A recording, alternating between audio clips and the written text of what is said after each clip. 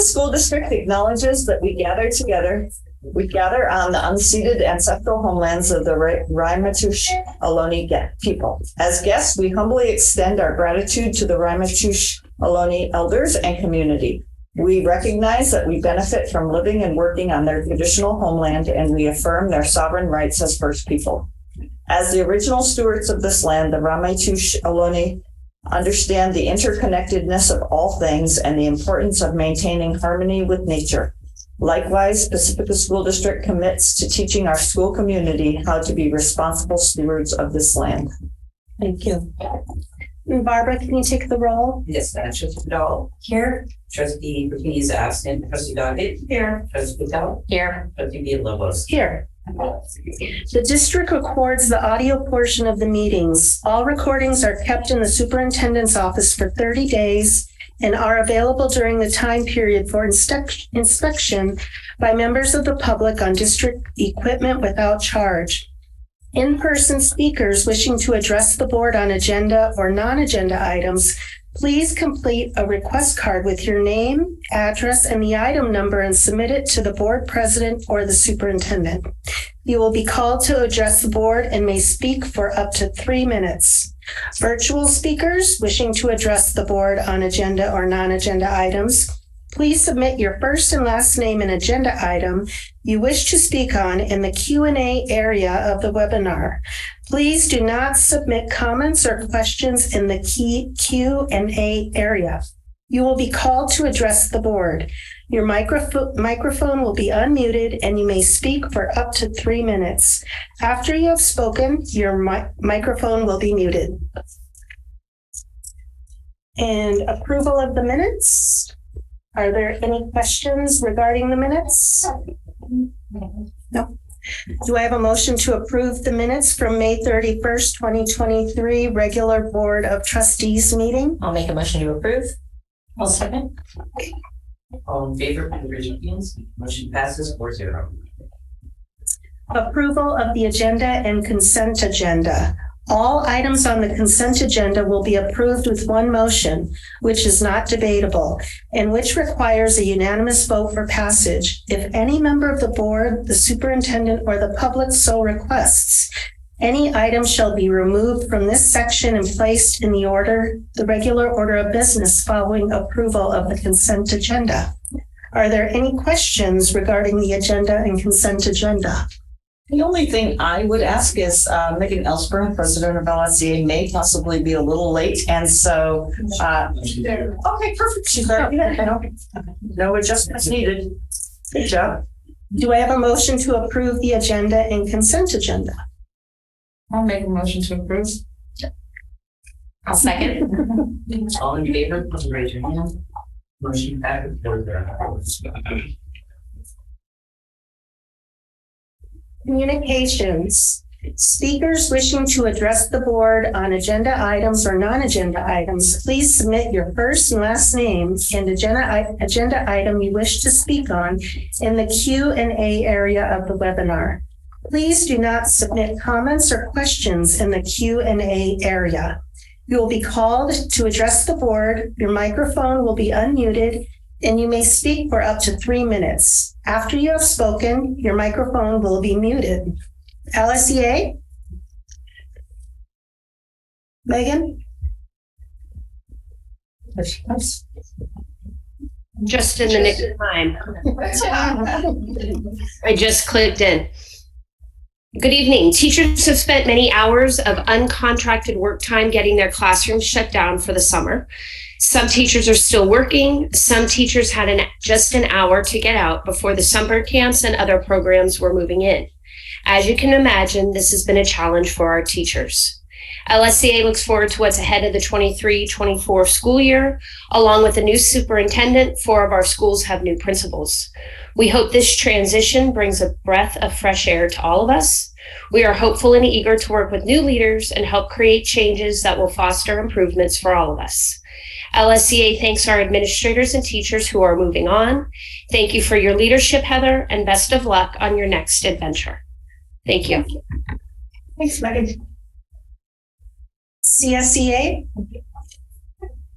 Hello, my name is Nicole Sayers, and I am the president of CSBO. Tonight, I would like to welcome Catherine Fletcher, new Playbooks paraprofessional at Cabrillo. I want to let you know that we did have a rocky negotiation session back in May, but we met again in June, and we came up with some new meeting norms on both sides, and I gotta say, we were very pleasant to each other after that, and it turned out really good, and we're meeting again tomorrow, so all is good in that front. I was going to mention that on Pacifica Pride Day, Heather and I manned a booth, and we had a lot of flyers, and we had the little, whatever that thing is called, we put the phone on it, and I gave them out the whole time we were there so that we could get people to recognize the openings that we're having, hang their flyer on their refrigerator so their kids' friends could see it. So hopefully we'll be getting some new employees pretty soon. I just wanted to touch base on the CSEA members are we're short staffed. So some of us are asked to do things that we don't generally do or run an errand that we might not be familiar with. I just wanted to see if maybe the supervisors of those people might just quickly send an email to the people it might affect in the event that it's not done exactly the way they're used to, because everybody's trying really hard. There's a chance it won't happen exactly the way people expect it, but we still would expect people to be kind, but it's more helpful if they know that somebody else is doing that job that day. So goodbye to Heather. Okay, well, CSDA wishes you all the best in your next chapter. We thank you for your partnership and your guidance. I personally have learned a lot, and I will take that forward. So we wish you all the best. Happy summer to everybody. Let's, get some rest, take a breath, then we'll all meet up again after. So, what do I always say? Thank you for your time. Thanks. Thank you. People wishing to address the board? We have two unagendized, and Mr. Mike O'Neill would be first. You want to sit down? Listen all day. Oh, yeah, you were. I know. Hello, my name's Mike O'Neill. I work for Supervisor Ray Mueller, and I'm here to say goodbye to Heather, right? I mean, it's a resolution from the county. She's been an institution, 32 years in education here in San Mateo County, 5 of which we've been fortunate enough to have her gracing Pacifica. I know how tough it is, having been on that board 14 years. My wife is a principal in another school district and working for a school district. I know how tough it's been. I mean, when I was on the board, we remodeled 7 schools, but it's got to be less work and less effort than remote learning. And setting that up and getting it back, and all the fond memories. And when I was on the city council, the city says they do this, but this is the organization that probably has more interaction with Pacifica families, citizens, and kids than the city does. Every day for 5 days a week. You have, what is it, roughly 2,700 kids now, or 2,800 kids dropped at your doorstep, yearning to learn, right? And then you feed them, you have to get them home safely and deal with the needs of both the kids, the parents, the community, God knows the unfunded mandates, the state. And you were able to pull that off for 5 years, okay? And you did a very good job. You're leaving it in good hands. You have a good board. You have a good superintendent coming in. You have, God, I know you have a lot of the same staff that was there when I was there, and they're damn good. Both the classified and the certificated. So I wanted to wish you the best. I'm sad to hear you're leaving San Mateo County, but I'm glad you're going to somewhere you want to go to, Nashville. Enjoy the rest of the country, enjoy that part. And I just want to say, as none of my kids were here when you were in charge, but thank you, Pacifica School District, for the education you gave my kids. One of them just graduated from UW with a master's degree in library science. Another one is a union plumber. They're both doing well. They're all doing well. So I wanted to say that basis they got was from the Pacifica School District under Wendy, Michelle Garside, and if they were here, would have been Heather. But thank you, Heather, from my heart. And thank you. And thank you from, I didn't want to read the resolution. I'm sure everybody's heard that, right? Whereas, I'm now going to give this resolution to Heather. Okay?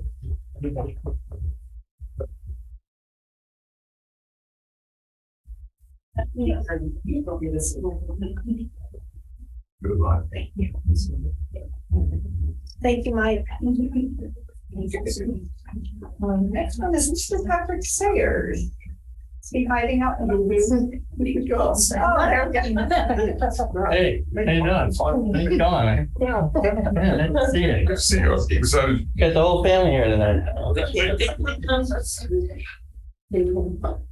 Well, I come here not only for myself, but on behalf of the Pacifica school volunteers, the volunteers themselves, our board of directors, and it's kind of a sad moment because we really like Heather and we're sorry to see you go. And you've done so much for us over the years, and many thanks are due. And I remember the first time that I met you, you actually, and when you had first started, you actually came to our open house at Thinkbridge Camp.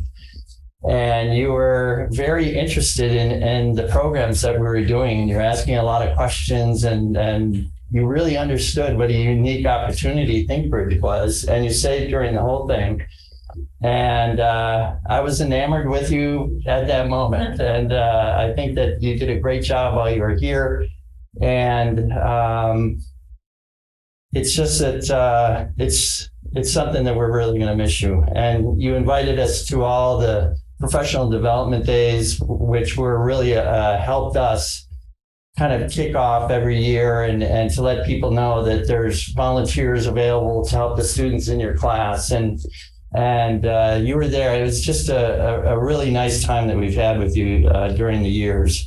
And then last weekend during Pride, we had a lot of laughs and we were hanging out together, and it was just kind of a great moment to have. So good luck with you, and we really appreciate everything that you did. So Thank you. good luck. My pleasure.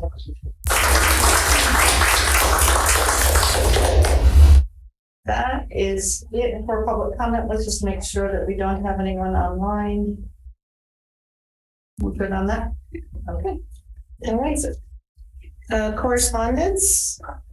I had some correspondence that I think you all have received, which is a letter from 4 members of the school site council with concerns about the cost of an employee. Okay. Anybody else have correspondence? Communications. Hi, do you want to go first? I don't have anything. Elizabeth? Okay, I've had a couple meetings with Heather since the last board meeting. We went to the Jefferson Union High School and Jefferson Elementary School, had a end of the year gathering on Friday, and where they introduced their new superintendent and then their retiring superintendent.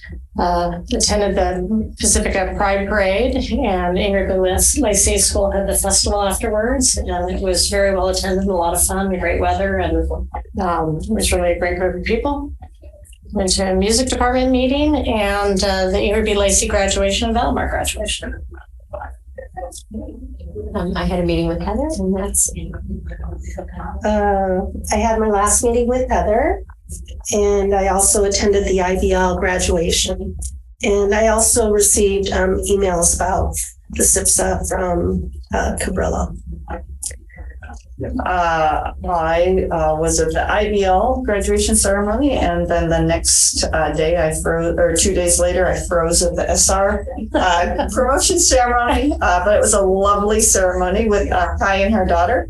And then if these folks look like they're tired of sitting down, we've been for 2 days at the 21st CSLA summit in Berkeley today and yesterday, and heard a really good speaker talk about how you make changes in student discipline regarding race. And so we look forward to sharing that information with you.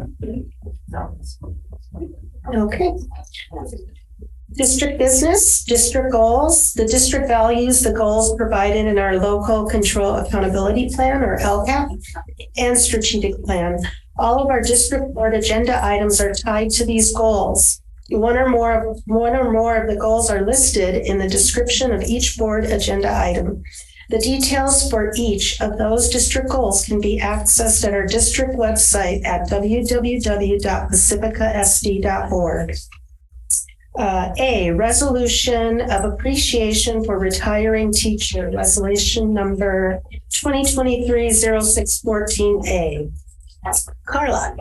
Good evening, Board of Trustees, Dr. Olson. Tonight, it is recommended that the board approve resolution 2023-0614A for the following retiree, Cynthia Skinner. Cynthia Skinner provided the Pacifica School District with many years of devoted service and played a significant role in educating our students.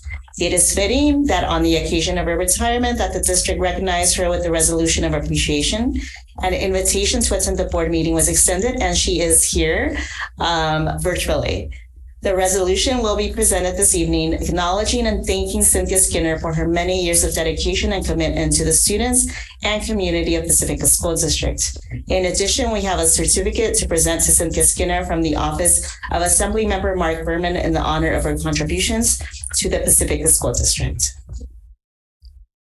Resolved by the Board of Trustees of the Pacifica School District, County of San Mateo, State of California, that whereas Cynthia Skinner was a highly successful teacher in the Pacifica School District from September 16, 1987 to June 9th, 2022, and whereas Ms. Skinner enriched the lives of a countless number of students and their families, and whereas Ms. Skinner has provided excellent support to her administrators, teachers, staff, and students, demonstrating incredible patience, caring, and pride in her work and school. Ms. Skinner was truly loved and respected by all. And whereas Ms. Skinner has fulfilled all of her duties and responsibilities as a teacher in a professional and a highly exemplary manner, now therefore be it resolved that the Board of Trustees of the Pacifica School District extends its best wishes to Cynthia Skinner upon the occasion of her retirement, following 35 years of faithful and dedicated service to the public education, and extends its sincere best wishes for a rewarding and fulfilling future. Regularly passed and adopted this 14th day of June, 2023. Did we want to bring Cynthia Skinner up? Was she prepared for that? She knew she was coming, but I don't know if she's prepared to talk, but we can bring her up.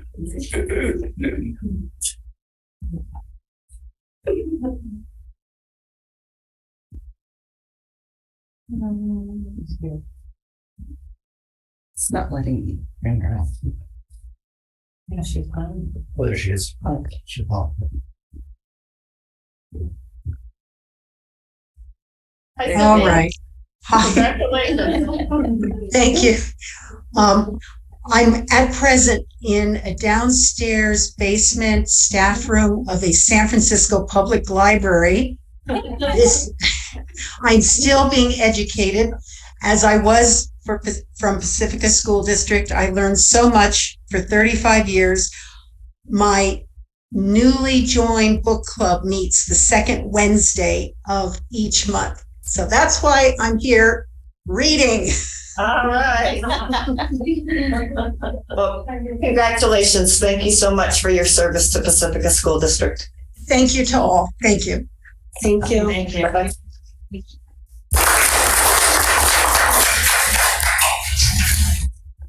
Okay, are there any questions regarding the resolution?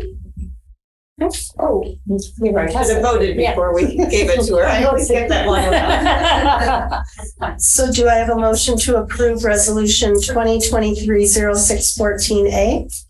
I'll make a motion to. I'll second. All in favor, please raise your hands. Motion passes 4-0. Okay, on to B, I-Ready Assessment Update. Information speaker is Will. Hello. Let me get the presentation up here. Show okay, it's good.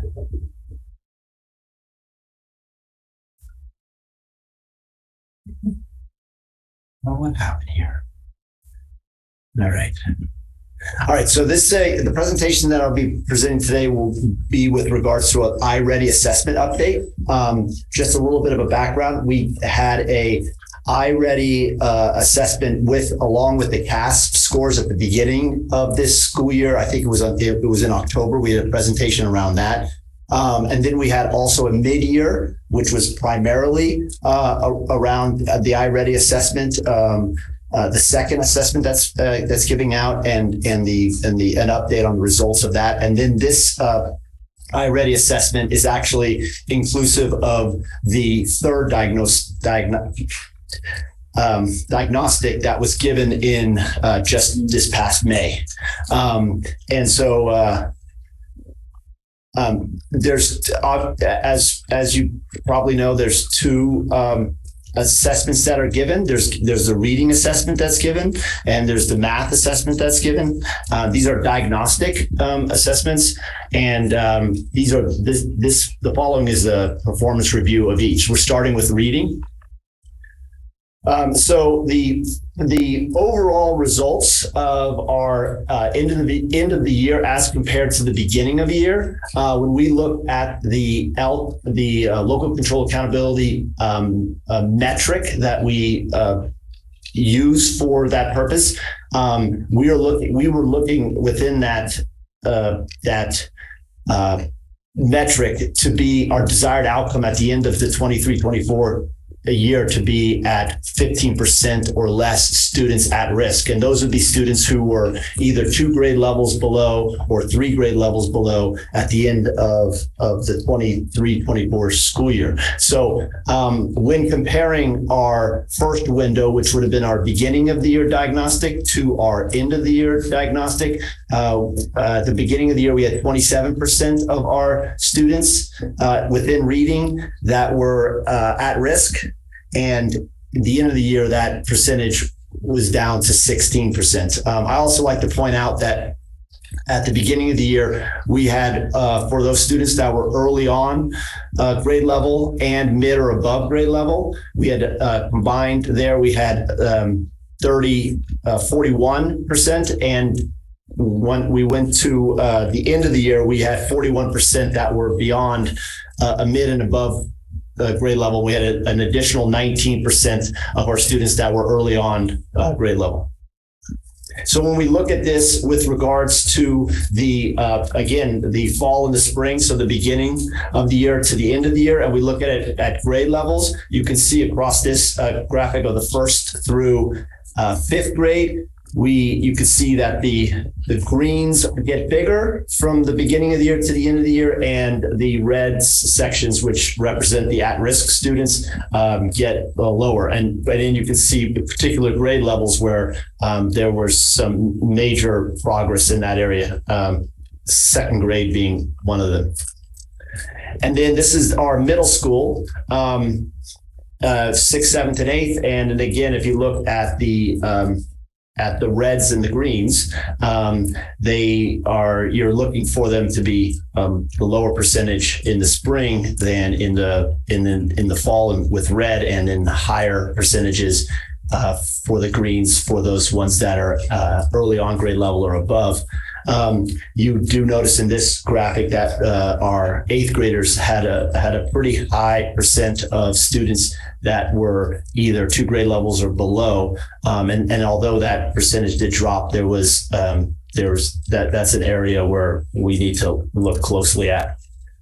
And then this slide looks at the spring of 21-22, which means the last diagnostic that was given 21-22 versus this past spring, the spring that we were in now, for 22-23. And as you can see, there is the percentages are almost identical from last year to the next year. And then just kind of as a reminder, one of the things that iReady does monitor and look at is they look at a thing called annual growth and stretch growth. And annual growth is more of like a typical growth of what you would expect the student to grow throughout the year. from their baseline, which is their diagnostic 1 to the diagnostic 2. And then stretch goals is more of an ambitious goal. And the stretch goal is really important to those students that are 2 grade levels or below or 3 grade levels below, because it's if you're achieving your stretch goal, you're accelerating to a grade level sooner. Rather than stretch growth, achieving stretch growth accelerates that movement towards grade level performance. And this is a really kind of a complicated chart here, but to look at it simple enough is that you want those colors to be more darker blue than lighter blue. Because if you have those percentages that are within those boxes are the median of typical growth for those students that started at those particular levels, their base levels. So, for instance, if you look at we'll look at the top one where it says, actually, let's look at the bottom where it says 3 or more grade levels below that band across there. So, if you're looking at medium typical growth, those students that were at in 3rd grade, those students that were at 3 or more grade levels below, 100% of them made their typical growth. And then in 4th grade, 54% of them made their typical growth. So, like you said, you want those boxes to be darker blue. If you go over to the last column, which it looks at all students, you'll look at all the students that their first their baseline or their fall diagnostic showed them at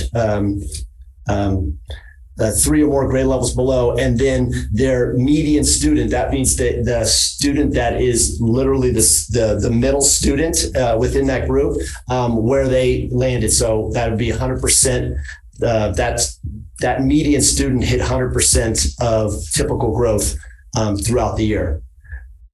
Should I stop there? Is that clear, or do you have any questions with regards to that? I'm clear about the ones that are over 100%. Can you explain? So if for a particular band, let's just look at the all students, and we can break them down to the grade levels first. But if you look at all students, it is looking at that student of all the students that were, say, for instance, 2 grade levels or below in their fall assessment, of all of them, the student that's in the median or the student that's in the middle of that group, if you listed all of their growth, like, they were, 80% towards typical growth, annual typical growth, or 90% or 120 or so on.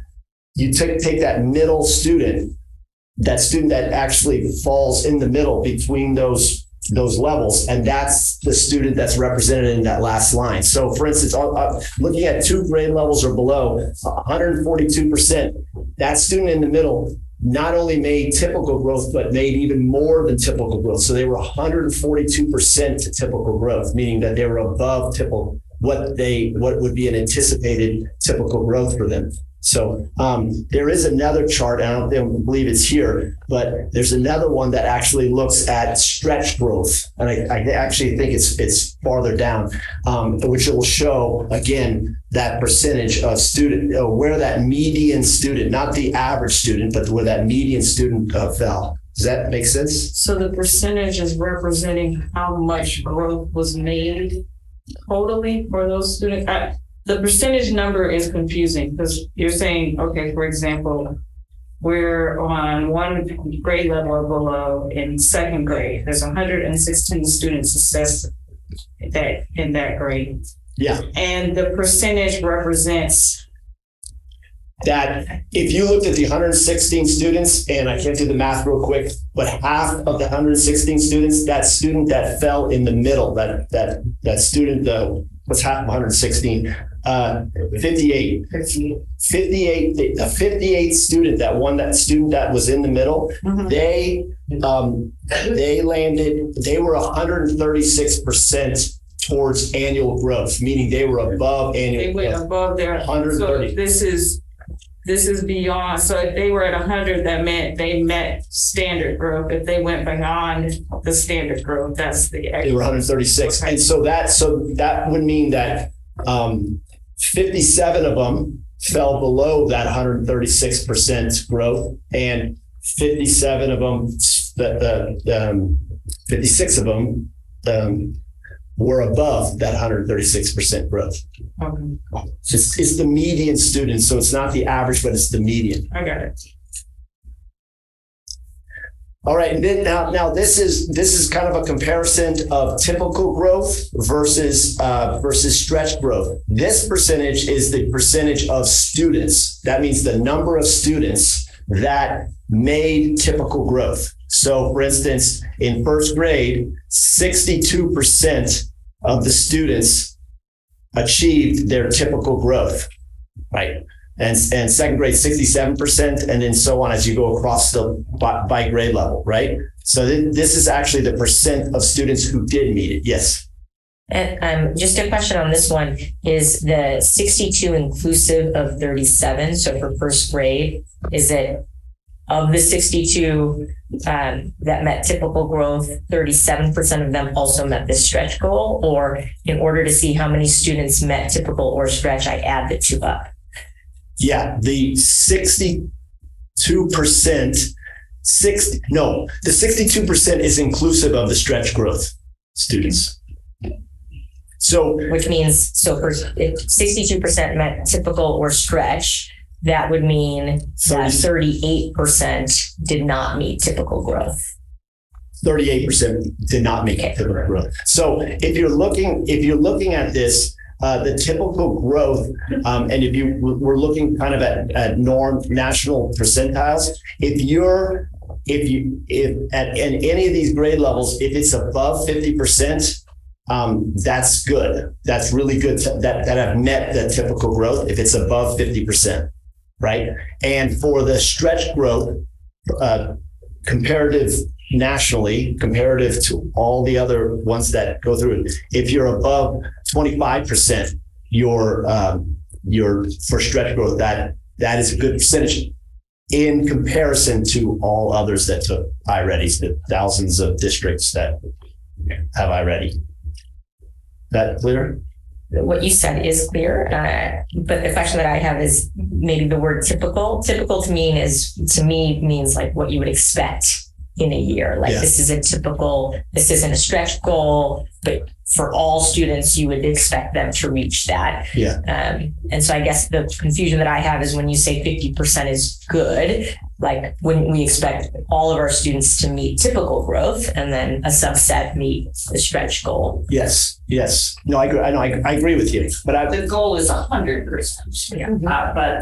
When the information that he's quoting is just the nationally normal, what others do across the country. Yes. Yeah.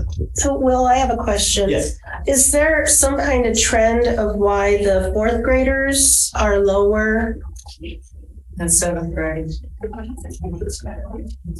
Yeah, there was. It was interesting to see that when you compare one year to the next year,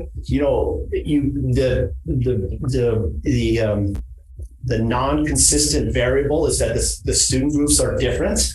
If you compare cohorts that move on, then the variable that's the manipulative variable is that the standard is different, right? The grade level standard is different. So to a certain degree, you're being deterred not to compare across grade levels. But last year we had that same seventh grade group, or the seventh grade group was the one that in math, not in ELA, were low. And if you compared it to this year, there was a change in that, but they're two different groups of students, right?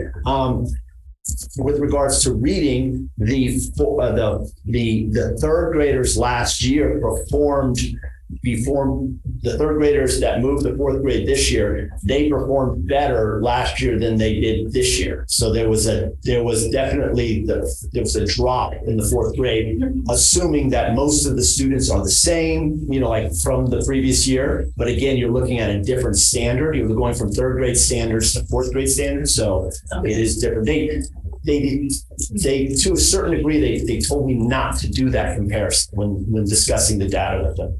Okay. But there is, we just passed the slide that we did compare the spring to the next spring, but that was just overall with all students.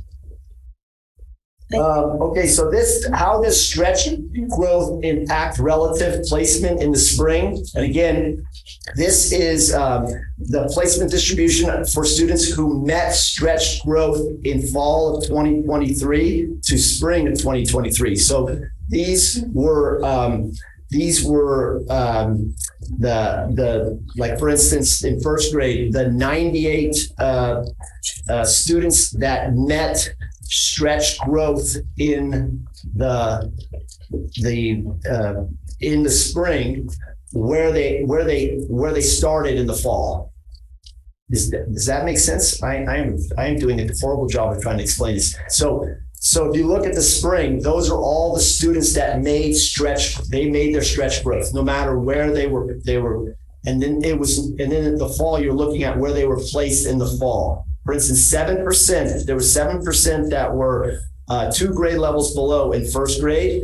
They made their stretch growth in the spring. And this is the percentages of where their placement was.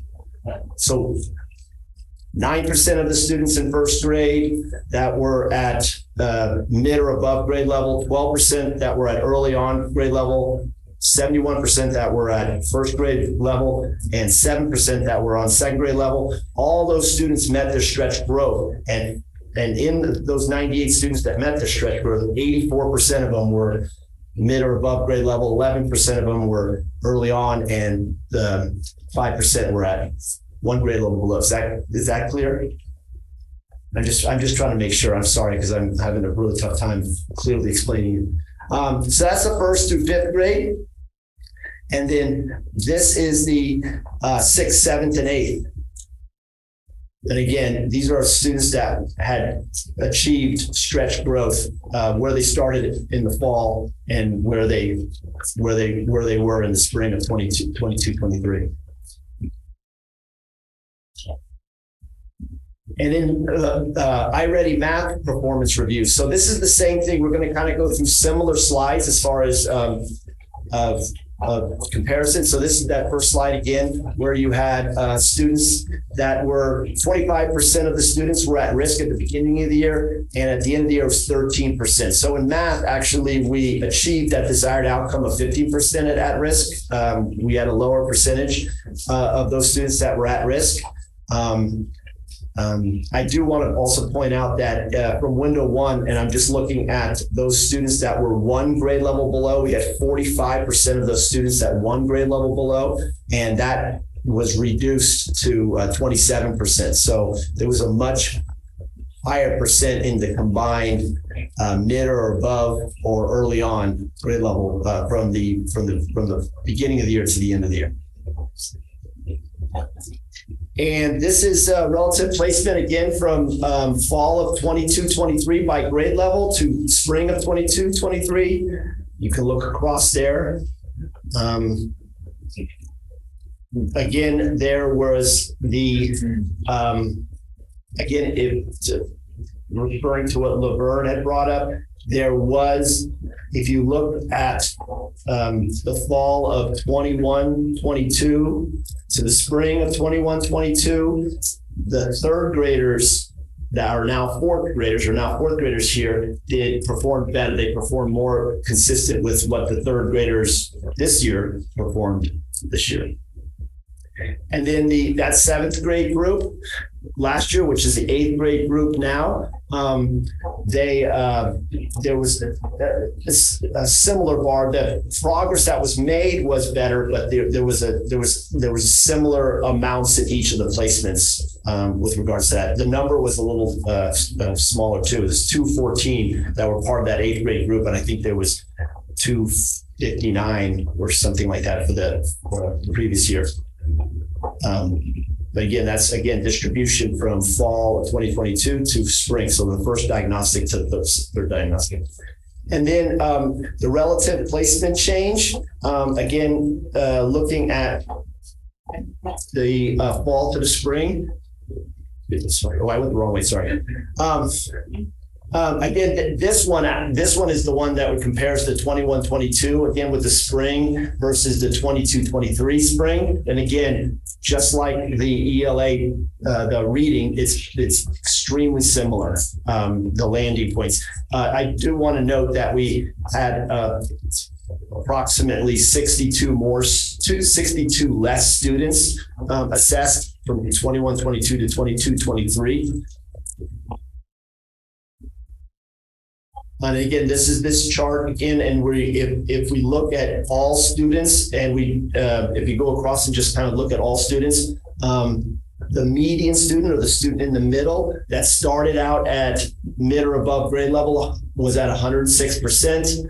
The early on grade levels at 92%, and so on as you go down there. And again, the numbers of students assessed, as you can see, the one grade level below had a really high number, 913.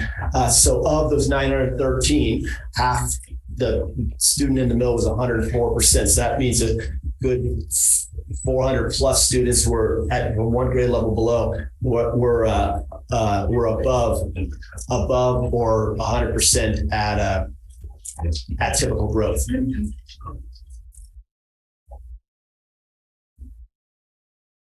And this one is, with the math, it's a little more pronounced. Again, like if you look at the 7th grade, that percentage of students that met typical growth was 37%, and then you look at the 6th grade, which was 66 that made growth, and that is kind of mirrored again in the stretch growth. The numbers are in many of the grade levels are lower than they are with the reading, as far as in both the typical and the stretch growth. But real good numbers with the first graders and the 6th graders with the stretch, with regards to the stretch growth. Fall again. This is stretch growth. These are students that in the spring reached their stretch growth. And then the first bar for each of the grade levels is where they started, where those students that did reach a grade. And looking again at the numbers, we talked about the first grade looking good on that pass chart, right? With the 62% and the 42%, and there's 105 students a part of that, where the rest of them are at 50, above 50 or right below 50, and the 4th grade being at 38. And again, if you look at the 4th grade, the percentages of the stretch growths were a smaller number. And then 6th through 8th, again, that 6th grade had 107 students that were part of that sample size. And they were, again, students that actually had reached their stretch growth. So in summary, there's a lot to look there, and actually there are many other charts that you can look at. There's actually ones that you can see progressions from first diagnostic to second diagnostic to the third diagnostic. You can even really drill down to almost to individualizing it. But there's three pieces of in looking at this. In looking at these results, there's 3 things that came clear up in talking with the people from iReady, but also in looking closely at the data.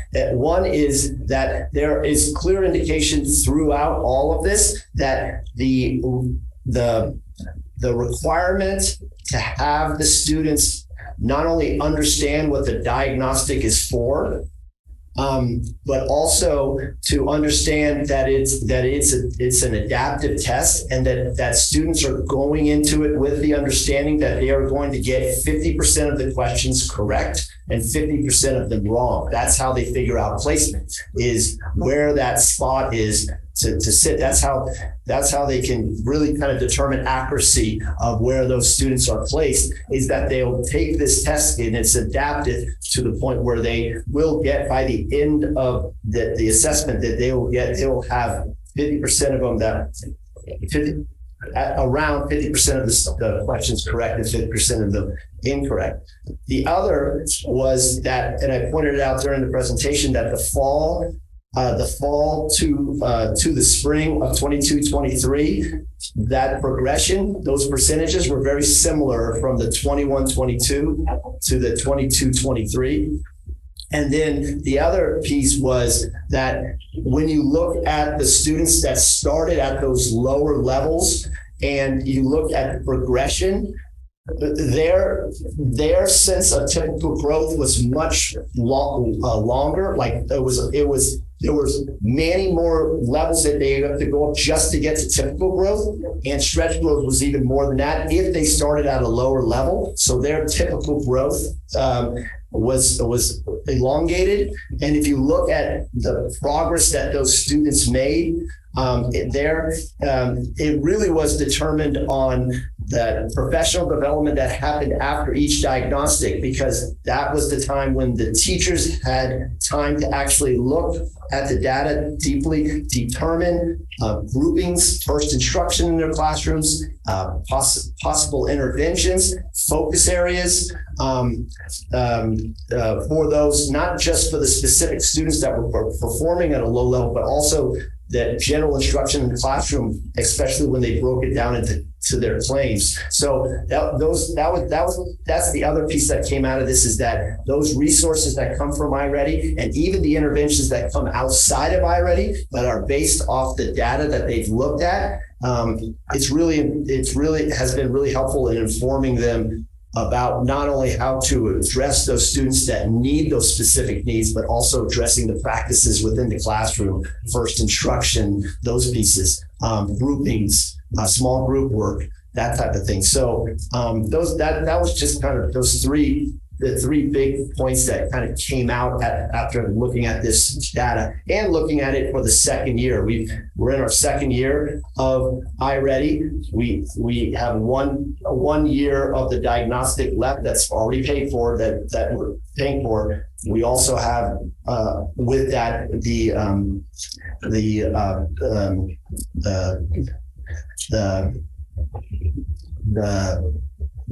PIs, personalized licenses. Personalized licenses.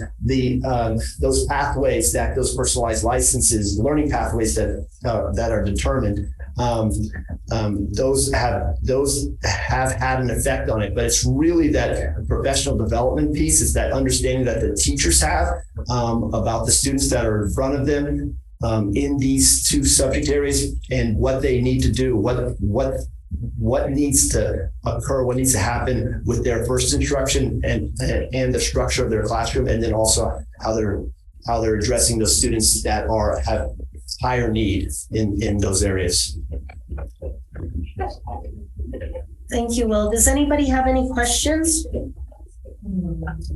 I won't have a comment, less a question. So firstly, thank you for walking through that. I know the numbers can be somewhat complicated, so I appreciate that. And I thought you were very clear in explaining it. And I also commend the district in the level of growth that the students achieved. I think that's the main purpose of why we exist. And so it's great to see that the green gets bigger and the reds get smaller by the end of the year. The comment that I wanted to make is actually reading through a lot of this. It says there's a lot of focus on targeted intervention, which makes sense, right? You take the students that are multiple grade levels below and provide additional supports for them. But when I look at the overall picture of both ELA and math, the yellow and red combined is over 40% of our students. And then if you include early on, which to me means not fully on, but just to got over that benchmark to be early on, that's the majority of our students that are not really where we want them to be at grade level in every grade. And so when I think about that, the question that I would have is, how do we think about whole school intervention models as opposed to targeted intervention, where, we put a lot of resources and that's necessary for the students that are multiple grade levels below, but that we also consider and look at the broader population, because again, this to me says that 70% plus of our students are not, fully at grade level by the time that they graduated their grade. Yeah. And that's the whole tiered system of supports, the tier 1, tier 2, tier 3, right? There's this general understanding, and I can't tell you to the degree that it's occurring, that if a student needs a tier 2 intervention because of what they're seeing in the data, that the tier 1 intervention doesn't go away. That's the whole school, whole class intervention that they're doing based off a trend that they're seeing within the data. For instance, and this presentation didn't go into claims, didn't go into phonological awareness, and like those sub claims. But within the professional development, they did go into that. And that's how they talked about groupings within the classroom, whole class instruction. One of the things I think that I'm really, really excited about, and this is just in one area, but that the new phonics program will be driven by what we see in this data. It's going to be really looking at the phonemic awareness and phonological awareness piece. So, but that is happening when there's more examination of the data into that deep level, and which this year happened within the two iReady professional developments.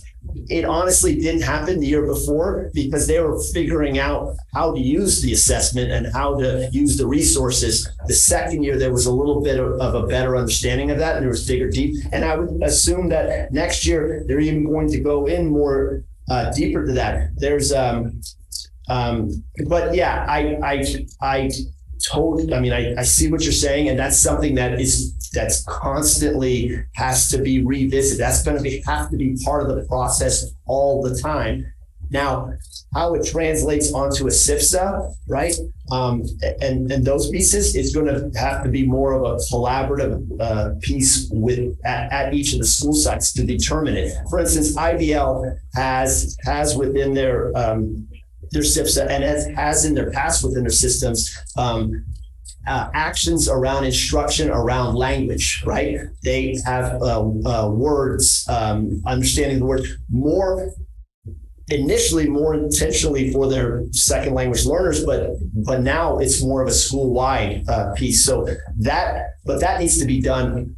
That needs to be done across subject areas and across areas there. So I'm hopeful that will happen. The more they look at their data, and not just iReady, but their other data and how that compares, there's going to be some things that are going to say across the board, this is an area that we really need to focus as school-wide on. Yeah. So I guess the push or the ask would be, can we have at a district level guidance on what school-wide policies are? Every school has to look at their particular population and the needs of that population.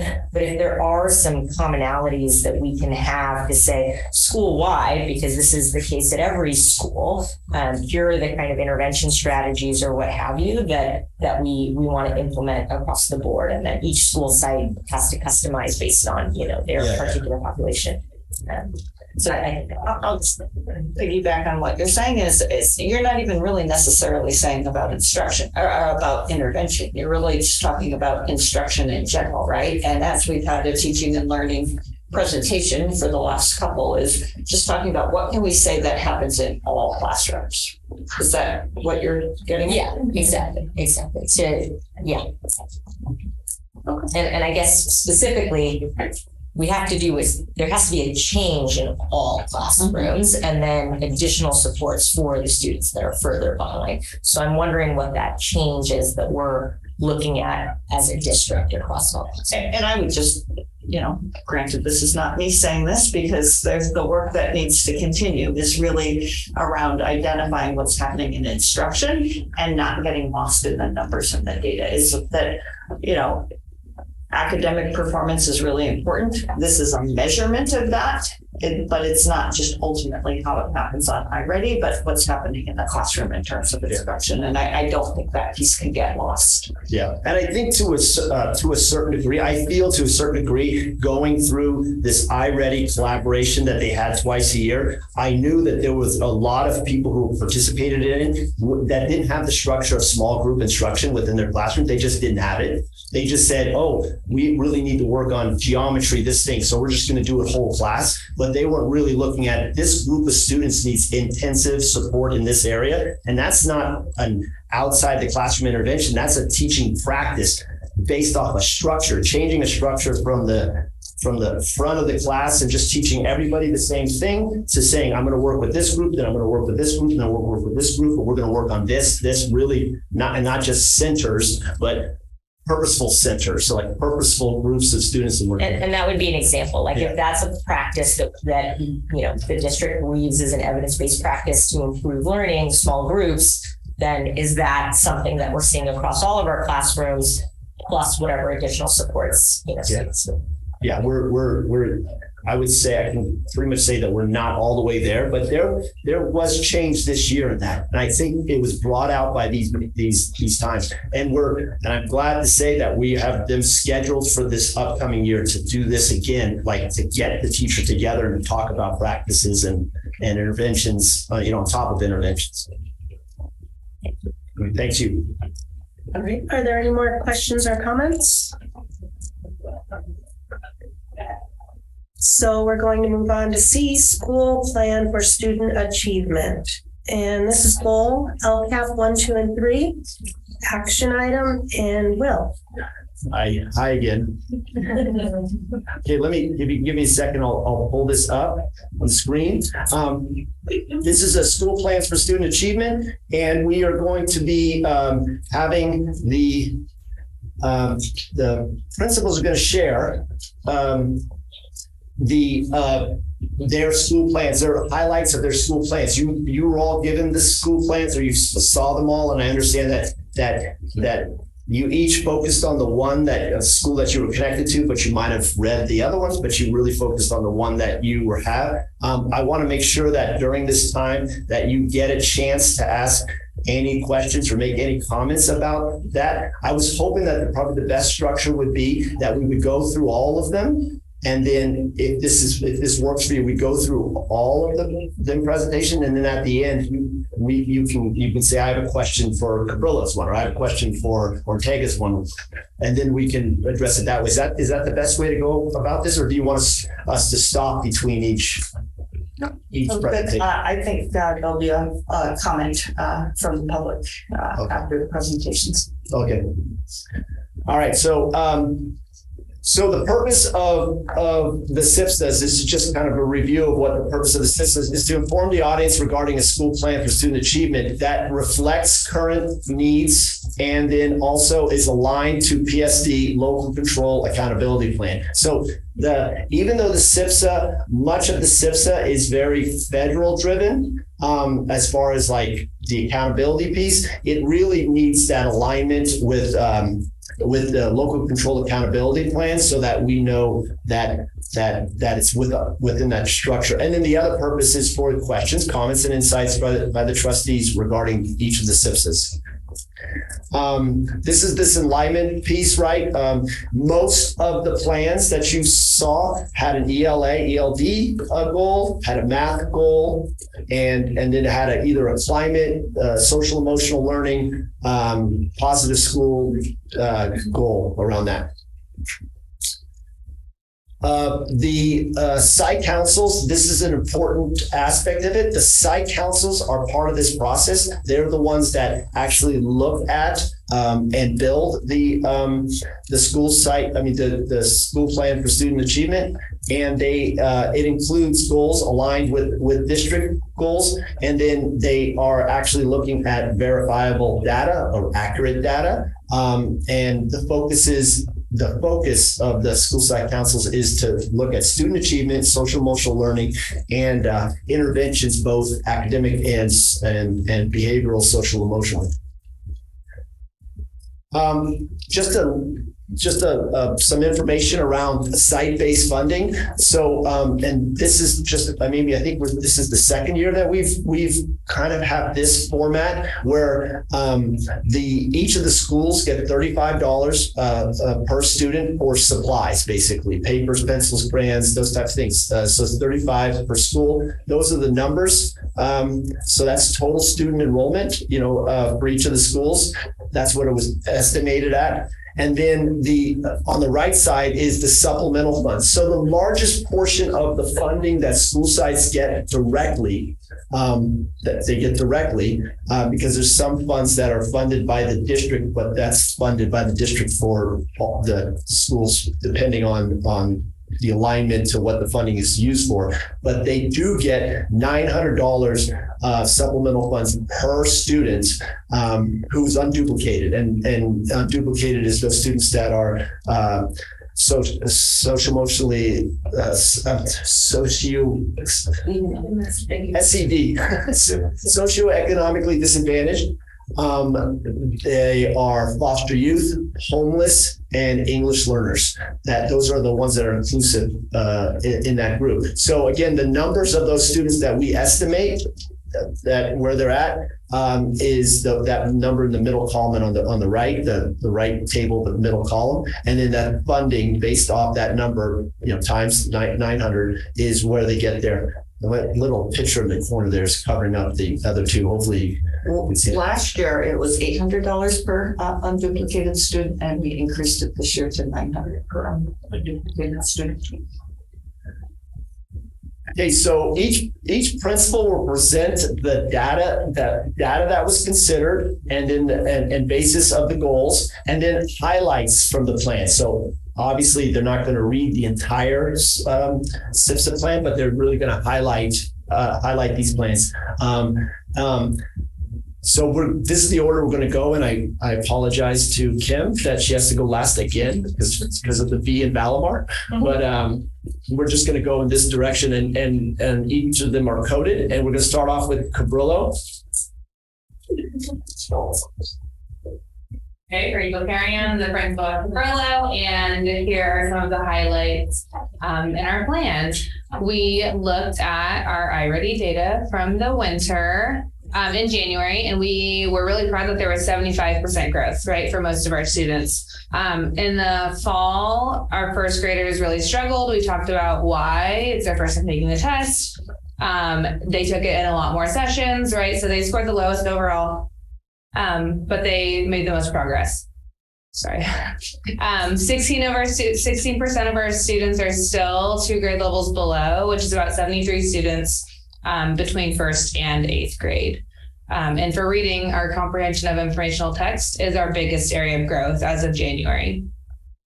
For math, 54% of our students did make their growth, and 11% were still 2 grade levels below, which is about 51 students. First grade continued to make the most progress. 7th grade actually didn't make significant progress. They scored the highest in math in the fall. So I think that could be one of the reasons why. A lot of them were already at grade level. And geometry is our biggest area of growth from January's test. We looked at the attendance data on the dashboard. And then for the 2021-2022 school year, 12% of our students were chronically absent. And then you can see our stats there. 35% of our socioeconomically disadvantaged students were chronically absent.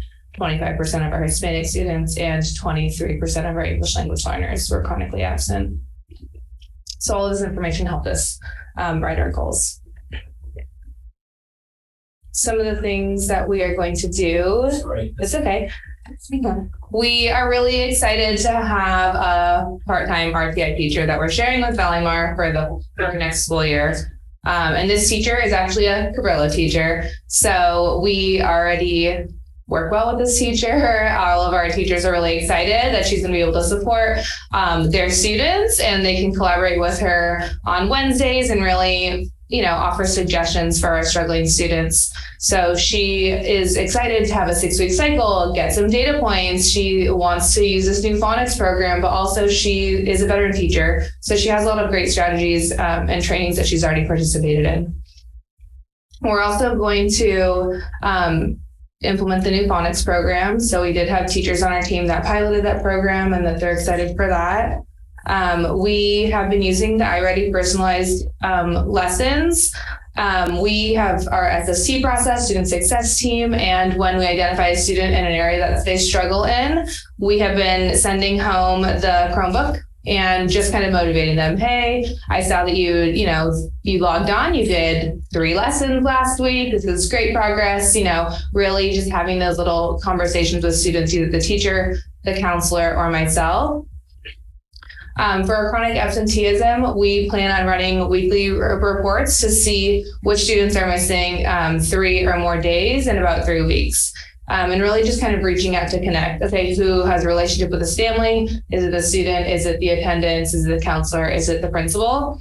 Our full-time counselor is great. Every morning, her, myself, and then our teachers that do yard duty, we always greet the students, right? Just kind of a temp check. Hey, good morning. We're so happy you're here. And from that information, we can kind of see, who may be struggling, who may be coming constantly late, like right when we're about to lock the gates, and just like, oh, we're just happy you made it, right? Come onto campus, and just figuring out like, how can we get you here on time before that last bell rings. Our counselor also creates and presents lessons that really encourage and promote a positive school climate. And we've had many restorative conversations between students and adults, right? Just clearing the air and making sure that everyone feels safe while they're at school.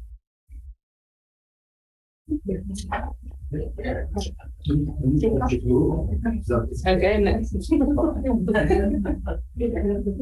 All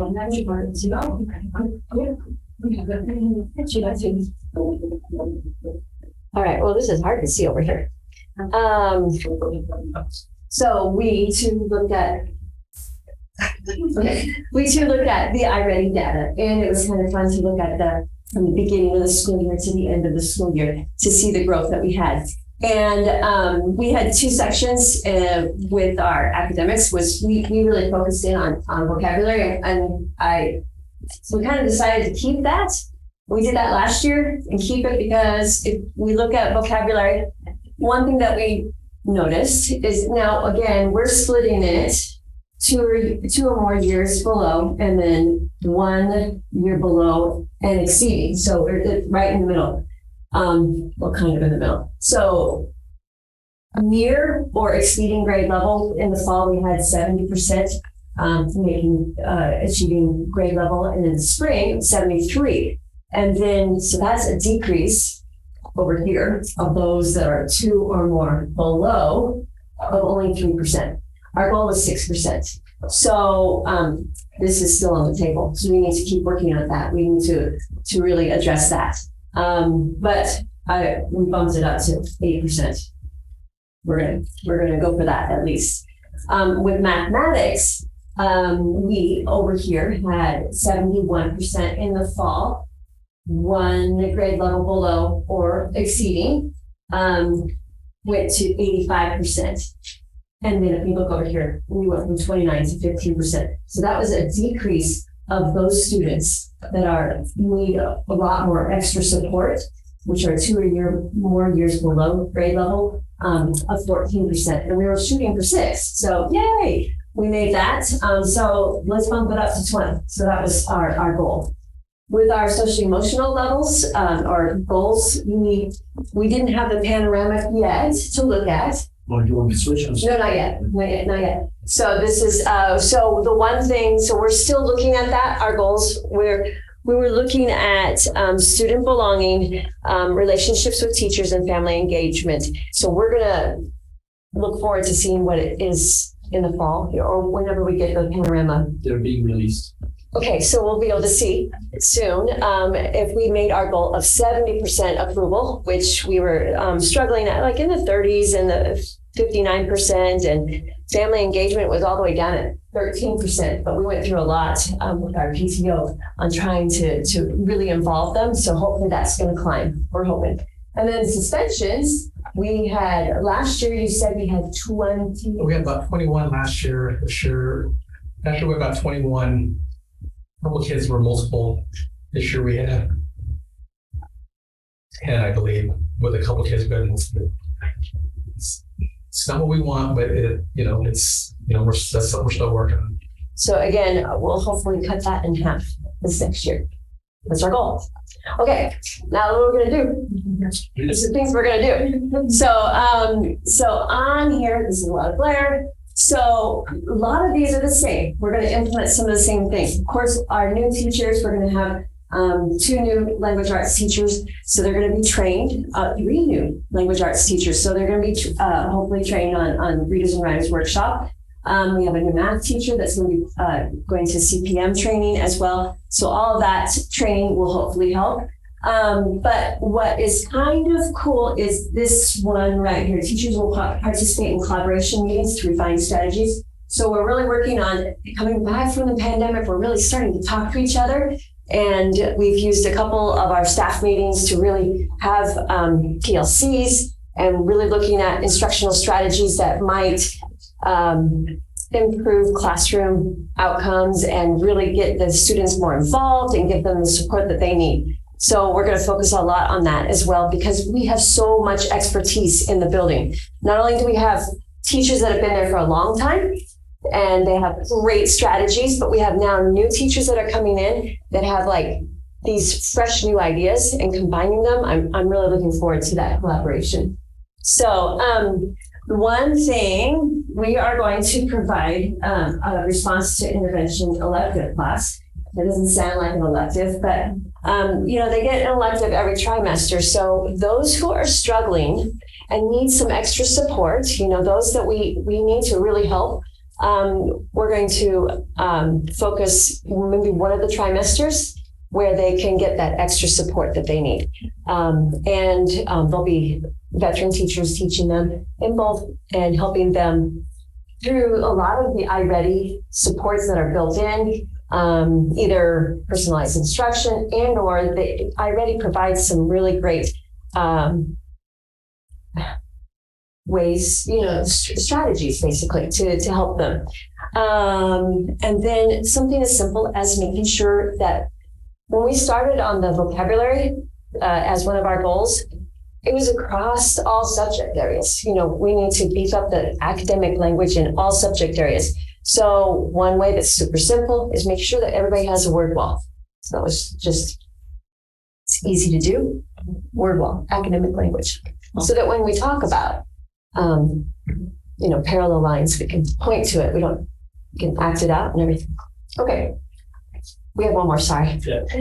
So this one, maybe Michelle can help too with this one. So this is more of our social emotional ones. So we have, a school climate committee that we have, school leadership. These are a lot of the same things. Family engagement nights. We were thinking of what else? We had a whole bunch of PTO fun things. We had a lot of activities to really pull the community together, right? So being the only dedicated middle school, a lot of time the kids don't even want the parents around. They're like, drop me off 2 blocks from school sort of thing.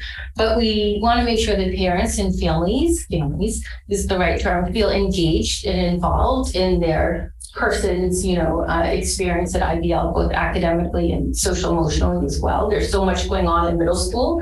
And so it's really just looking at multiple ways to reach out to these families in the different communities and make sure that they know how to access information, they know where to go to, they feel like they have a voice and things like that. So from the PTO perspective, we're working hard at just trying to cast a really good net to capture all of our families. Thank you. Yeah. At our SIPSA meeting, one of the ideas that was generated was to create a committee to investigate the root causes of our absenteeism. So kind of like what you were saying, Rachel, with the just reach out to those families, reach out, see if we can help out, see why they're absent.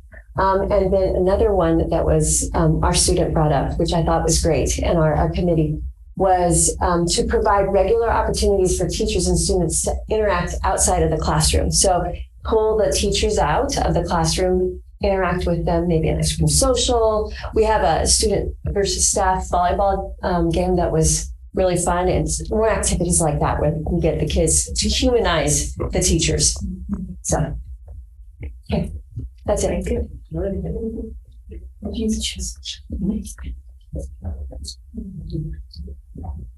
And Kathy was so exciting. I'm wearing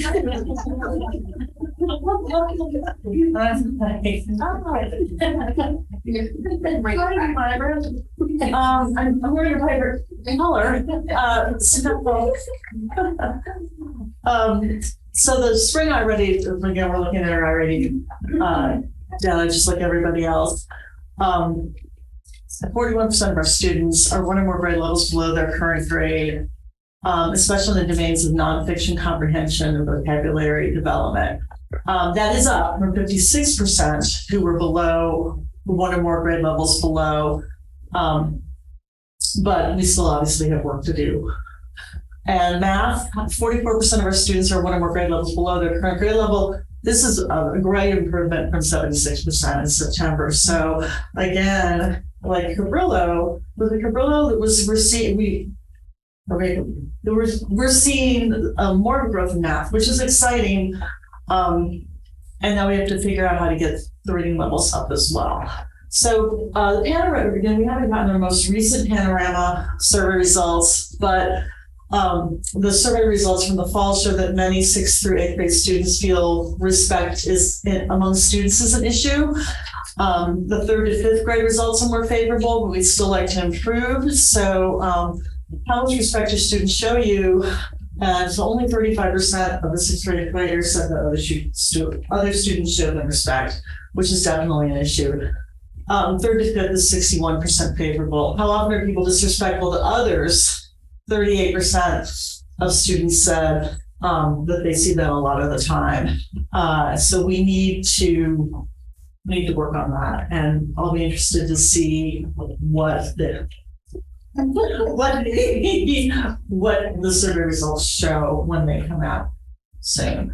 So the survey results that Jean's referring to is the September ones. Is right. We did 2 times a year, so that's the September one. The May ones were just released to me, and so I didn't release them to everyone else. Right. Soon. So yeah, we didn't have ready for this. So kind of what we're going to be continuing going forward is small group support in reading, using paraprofessionals for students identified as English learners and socioeconomic SED, right? Socioeconomically disadvantaged. So this is the SED in grades 1 through 3, and that's of course our ELA goal. We are in the process of hiring a 0.3 full-time math intervention specialist. So this is going to be a credentialed math teacher to work with students in small groups and to assist with the 7th and 8th grade combination math class. We're very similar to other schools in that the math achievement tends to drop off in 7th and 8th grade. And so we know that that's an area where we especially need to work with the kids and try to keep them up to date, current, and also kind of excited about math. So we do a lot of activities at Ocean Shore, as people know, and we're going to continue to do days such as People's Day, Diversity Day, Ability Awareness Day, as well as Earth Week, Oceans Week, other programs that teach acceptance, understanding, overall health, well-being, and mindful living. And our having our counselors coming back. It's the first time ever that we're going to have a counselor for 2 years in a row, and we're thrilled. And we purchased a zones of regulation curriculum this year, and next year we're going to be rolling it out. It's a color-coded I should have brought stuff with me and I didn't think about it. The kids can identify using colors how they're feeling.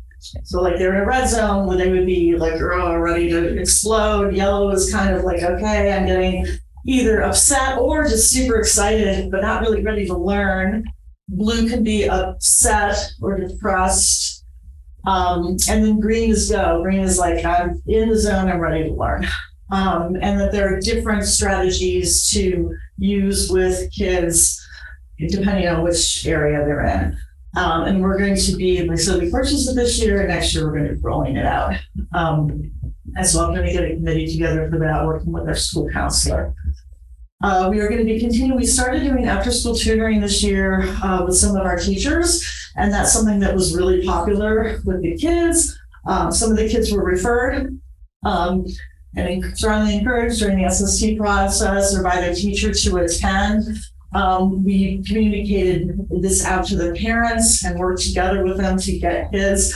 Marguerite would sometimes run out onto the playground and get kids who she knew were supposed to be with her. So we literally chased them down and dragged them into tutoring. But it's something that worked really well this year. And so we're going to be doing it this year. We added a second teacher midway through the year, and we might add a third teacher. Right now it's mostly 4th through 8th graders. We'd like to maybe extend that to some of the younger kids as well. And then we have a 15.7% chronically absent rate. And we want to focus also, as well as everyone else on attendance. We're going to start doing conferences with families. I did a couple at the very end of the year, and they were actually really impactful. So we're going to be continuing with that next year. I'll be using my office staff to help me. And then we're also going to be partnering with student council, I'll be partnering with student council and the counselor to kind of come up with some kind of, I don't know, fun campaign to promote being on time and coming to school. So we'll see. I'll put the kids to work on making things. They're much more creative than I am. I think that's it. That's it. Next. Yeah, sorry. Patrick Jackson's not here. Is it okay if I do it from here? So I'm going to present Ortega's data. So Ortega was one of the schools that were ATSI identified, right? So the two areas was students with disability, English language arts and math, and then also the big one was the chronic absenteeism rate. So these considerations were written with the idea of that in mind. Obviously, there's more in their SIPSs, but if you look at the overall placement of in the winter, this was the second diagnostic of the iReady. 52% of all students were above mid or early on grade level overall in reading. Students with disability, 23% were above mid or early on in reading. The math diagnostic, they had 51% in the winter of mid or above grade levels, or above mid or early on grade level. And then with the students with disability, it was 24% were at the above mid or early on grade level. So there's some work to be done there. Percent of all students that were chronically absent in 22-23, 21% of the students 21% of all students were identified as chronically absent. And then the percent of socioeconomically disadvantaged students that were chronically absent in 22-23, 30% of socioeconomically disadvantaged students were identified as critically absent. So that was the data that was considered. And then these are just some of the highlights from the SIPSA. They're going to use a push-in model through the RSP program to directly support students with disability in ELA instruction and general education classrooms. They do that to a degree right now, but they're going to even go further in that approach. in doing that. They're hiring a reading intervention specialist. Their idea initially is to look at those students that need those extra supports in reading or phonics and then working with them for 6 to 8 weeks, and then coming back to the table and seeing if there's any progress or growth to it and making adjustments. That's not just for what they're going to do for those students that need it, but they're also going to do that within the idea of instruction, first instruction, for areas that are identified as areas of focus or areas of where more attention needs to be placed. The professional development for all staff in Bridges intervention program to support students with disabilities. So up to now, the special ed staff has been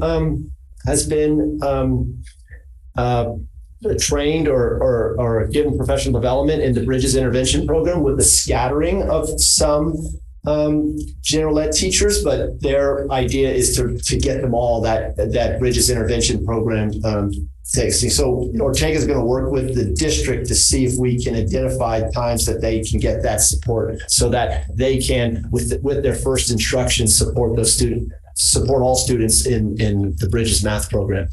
And then the monitoring of chronically absent students, their idea is to have teachers, the teachers in the classroom, directly reach out to the families and try to push this idea of reconnecting and getting those in, especially those students that are identified as being chronically absent, instead of having have the administration or the district be sending out stuff to them. They want that first approach by the teacher to try to bring those students in. And then kind of like what Jean was saying, set up some sort of reward classroom best attendance campaign type thing. This was an idea that this was a strategy they had for rewarding classrooms with best attendance, not individual students, not having but reward entire classrooms, because the idea is that if the individual classrooms are building communities when they're in a classroom and they're showing that they value you are part of our class, we like you here rather not being here, that will kind of incentivize them to reward the classrooms in that area. Hopefully it doesn't backfire. All right, that's it for me. So I'm Ellie Kenneth, I'm the principal. I'm Tony, I'm the vice principal. With Tom and Kathy. So we're just going to go over the points that we have up here. We have 96% of our students participated in the iReady assessment for reading and math, and our first through fifth graders are using the individualized lessons. And up from 26% of last year, 49% of our students are exceeding grade level standards in reading in first and fifth grade. So we met our goal for improving our reading. Our first graders were working on phonics. And so then 44% of our students, up from 11%, met were at or on or at grade level expectations. So that was a good improvement. As of June 8th, we have 33.9% of our students are identified as chronically absent, and chronically absent are students who have missed 10% or more of the school year. So that's gone up from 2.9% points from last year. And then 3% of our students are identified as homeless. And 38% of our students are socioeconomically disadvantaged. And 16% of our students are identified as multilingual learners.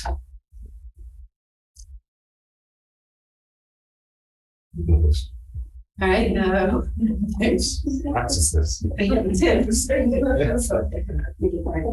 All right. So we're continuing to support literacy with a full-time intervention teacher. Laura Vuskovic has been a teacher, and she's done an amazing job. She's been working with the first through third grade and supporting teachers in kindergarten with providing interventions. And then we have 2 paraprofessionals that are working with fourth and fifth grade. And she will support tier 1 and tier 2 MTSS instruction. And she will also plan observing and supporting classes directly by going into classrooms. and helping grade level teams during grade level meetings. We're going to provide expanded learning opportunities for historically underrepresented groups before and after school.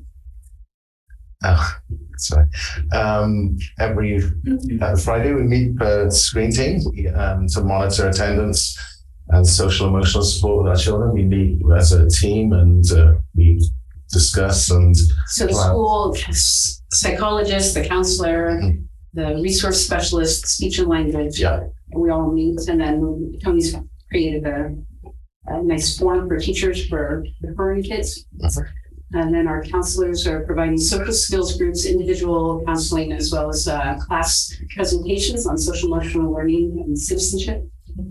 K-2 teachers are implementing new phonics lessons. And we're planning to continue conducting home visits for students identified as chronically absent. And because attendance is a priority at our school, we've started conducting empathy interviews. Even on the last day, we had Yolanda come up and do empathy interviews with students just to get an idea of their attitude towards school and how they feel about school. We plan to continue that next year, including families with them. And then we're preparing to kick off a campaign on the importance of school attendance in the fall because our numbers are so high. And we've been working with the San Mateo County Office of Education for a cycle of improvement. They've been getting us to analyze reasons why we think kids are missing lots of school, and we're looking at those reasons, and we're making a plan to move forward on tackling chronic absenteeism next year. We've talked to teachers about like being the first contacts in another school where if the student's absent, they'll reach out the first 3 times and then they'll reach out to Tony to improve attendance. We find out why kids are not coming to school. Okay.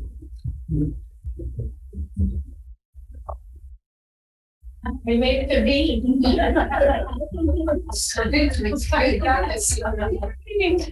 All right.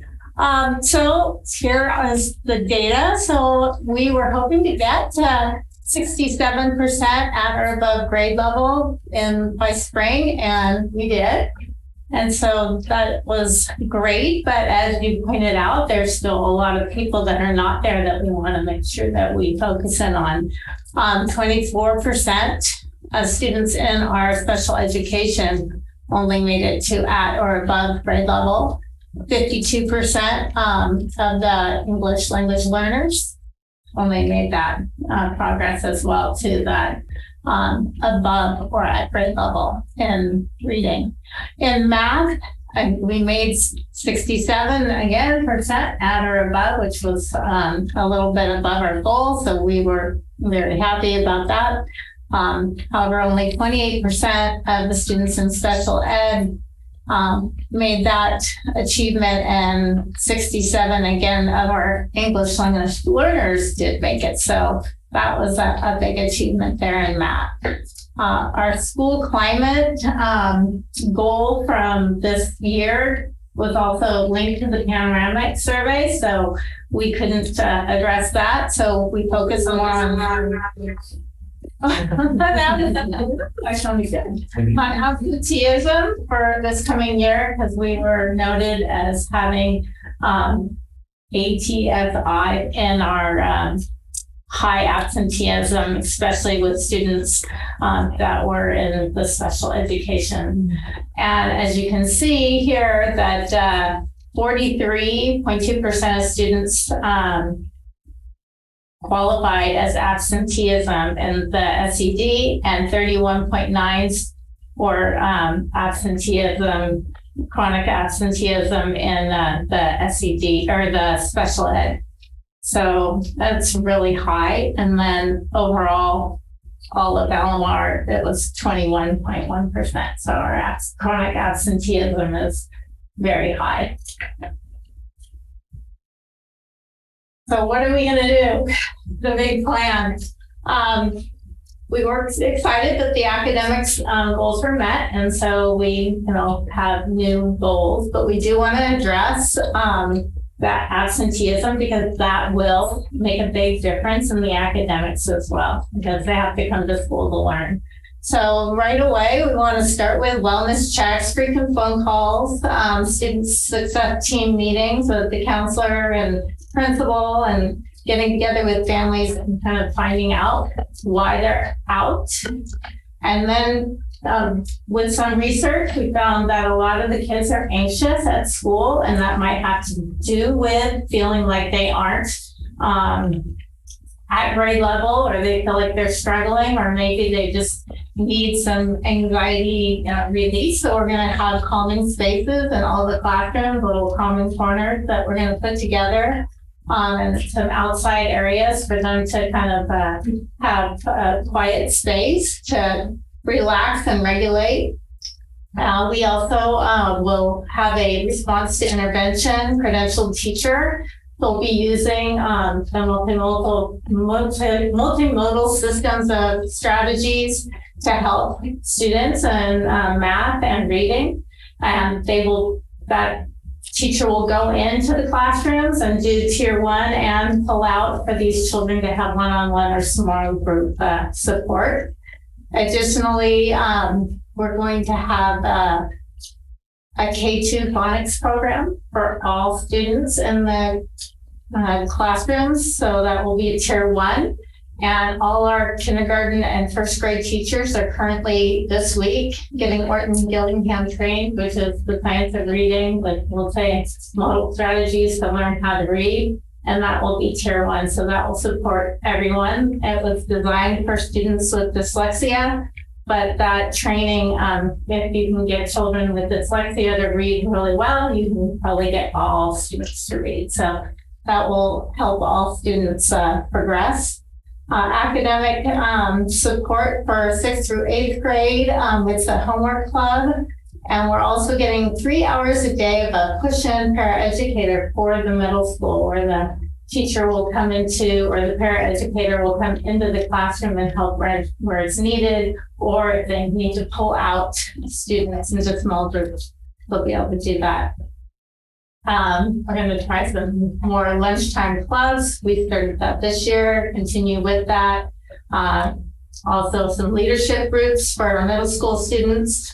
We're going to have some peer options where they can go and into classes during their elective time and help out in the younger grades. Some of the middle school students have elected, and they'll also continue in all the school with our caring communities to motivate students to be more caring and kind in the classroom and on campus.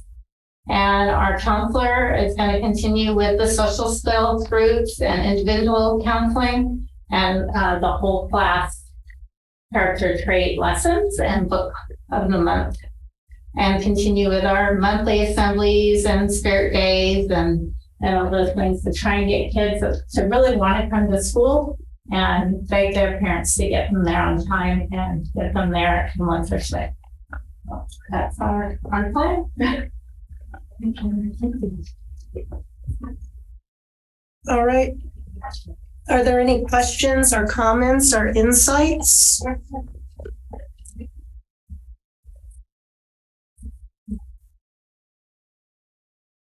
Well, I guess across the board, the absenteeism is the main problem. And I had that in my notes from Ortega, which was the main one I was focusing on. And it's totally across the board and with the math achievement also. But it's hard to tell what effect even the absenteeism, it's from the pandemic here, whether the kids have social anxiety going to school or whether they really, think they're sick or something. So everybody seems to be on that. So we'll see what we can do for next year. Anybody else? Just one comment. So it's a great to see kind of this school by school level depth, and I appreciate the kind of tier 1 supports that are being thought of across the board, and really appreciate that. One question, almost on the flip side of looking at students that are multiple grade levels below, I think at Cabrillo you mentioned that in 7th grade there were students that were largely at level early on. And so the question that just came up is, how does that data then impact the way that we think about what's taught for the rest of the year? If you see that most of your students are at grade level already, what opportunities for growth would be changed in the curriculum? I think that as like a former teacher, it's really important to see like what are they being invested in, right? And how does the curriculum match up to that? And I'm not as familiar with the 7th grade, how that aligns. And it's very you're using it, but I think that was valuable for all of our teachers to have that time this year, right? To really look at, okay, what were the questions our kids were being asked and how do we use this information to inform our teaching, right? Don Potter is a fabulous math teacher. He knows the curriculum very well. So how can we use both, right? To really push our kids.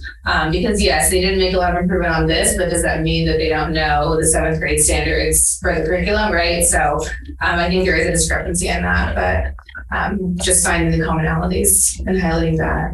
Yeah, thanks. Yeah, I mean, to me, what it actually said was maybe they were already at standards, so they knew the standards early on, which is a testament to your 6th grade teachers. And so then thinking about in 7th grade, if the majority are already at standards, how do we kind of bring in maybe 8th grade standards or what have you so that they continue progress and growth?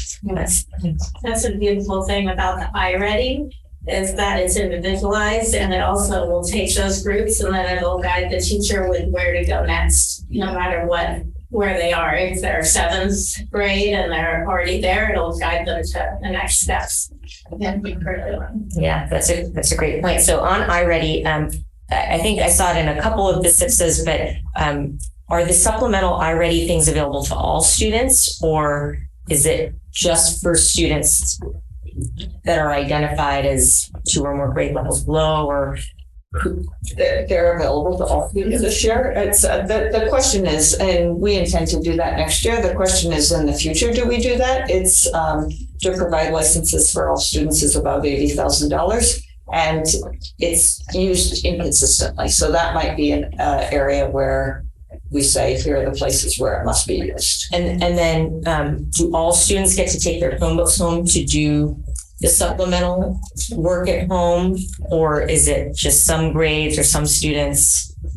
Well, it's actually the way the personalized license works is they use it 45 minutes. That's around 45 minutes a week for each subject area that it's utilized, and it's used based off their learning pathway. Mm-hmm. And to the point of those students that are at grade level, that the great thing is, as Kim was pointing out, was that they group those students within the iReady diagnostic, and they say, here are things that, because standards have layers to mastery. So they say, these are the things that this student can particularly work at uniquely, even though they're at that standard. They still give resources of things that they can do that can even provide more in-depth learning of that particular standard. So, okay. I guess I'm wondering, when do students access that license? Like when do students have access to that license? Is it primarily in the school day when you find that 45 minutes a week that it's integrated?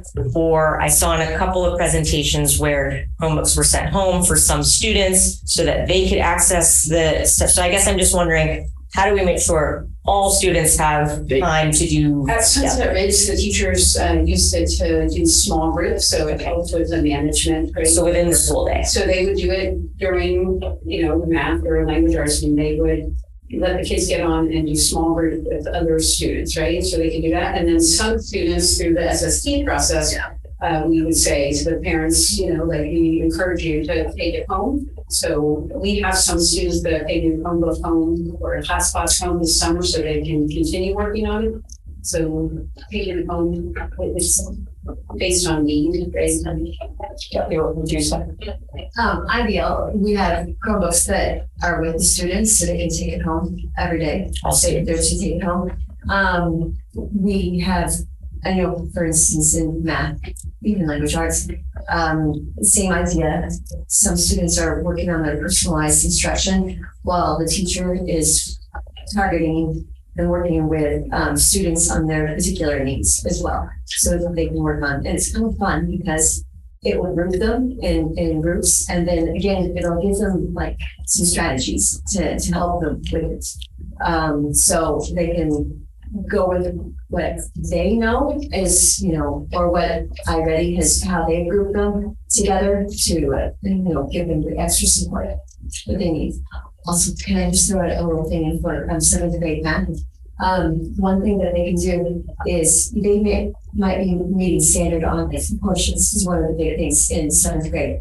But I know CPM teaches 4 different ways of solving proportions. So what I always tell students that are, know how to solve proportions, and so you know how to solve them all four ways. Because when you get to the, high school math, you can, depending on what problem you have, you can use different strategies, and that proportions comes back. So great. So great point that there's depth even within subject or concept areas.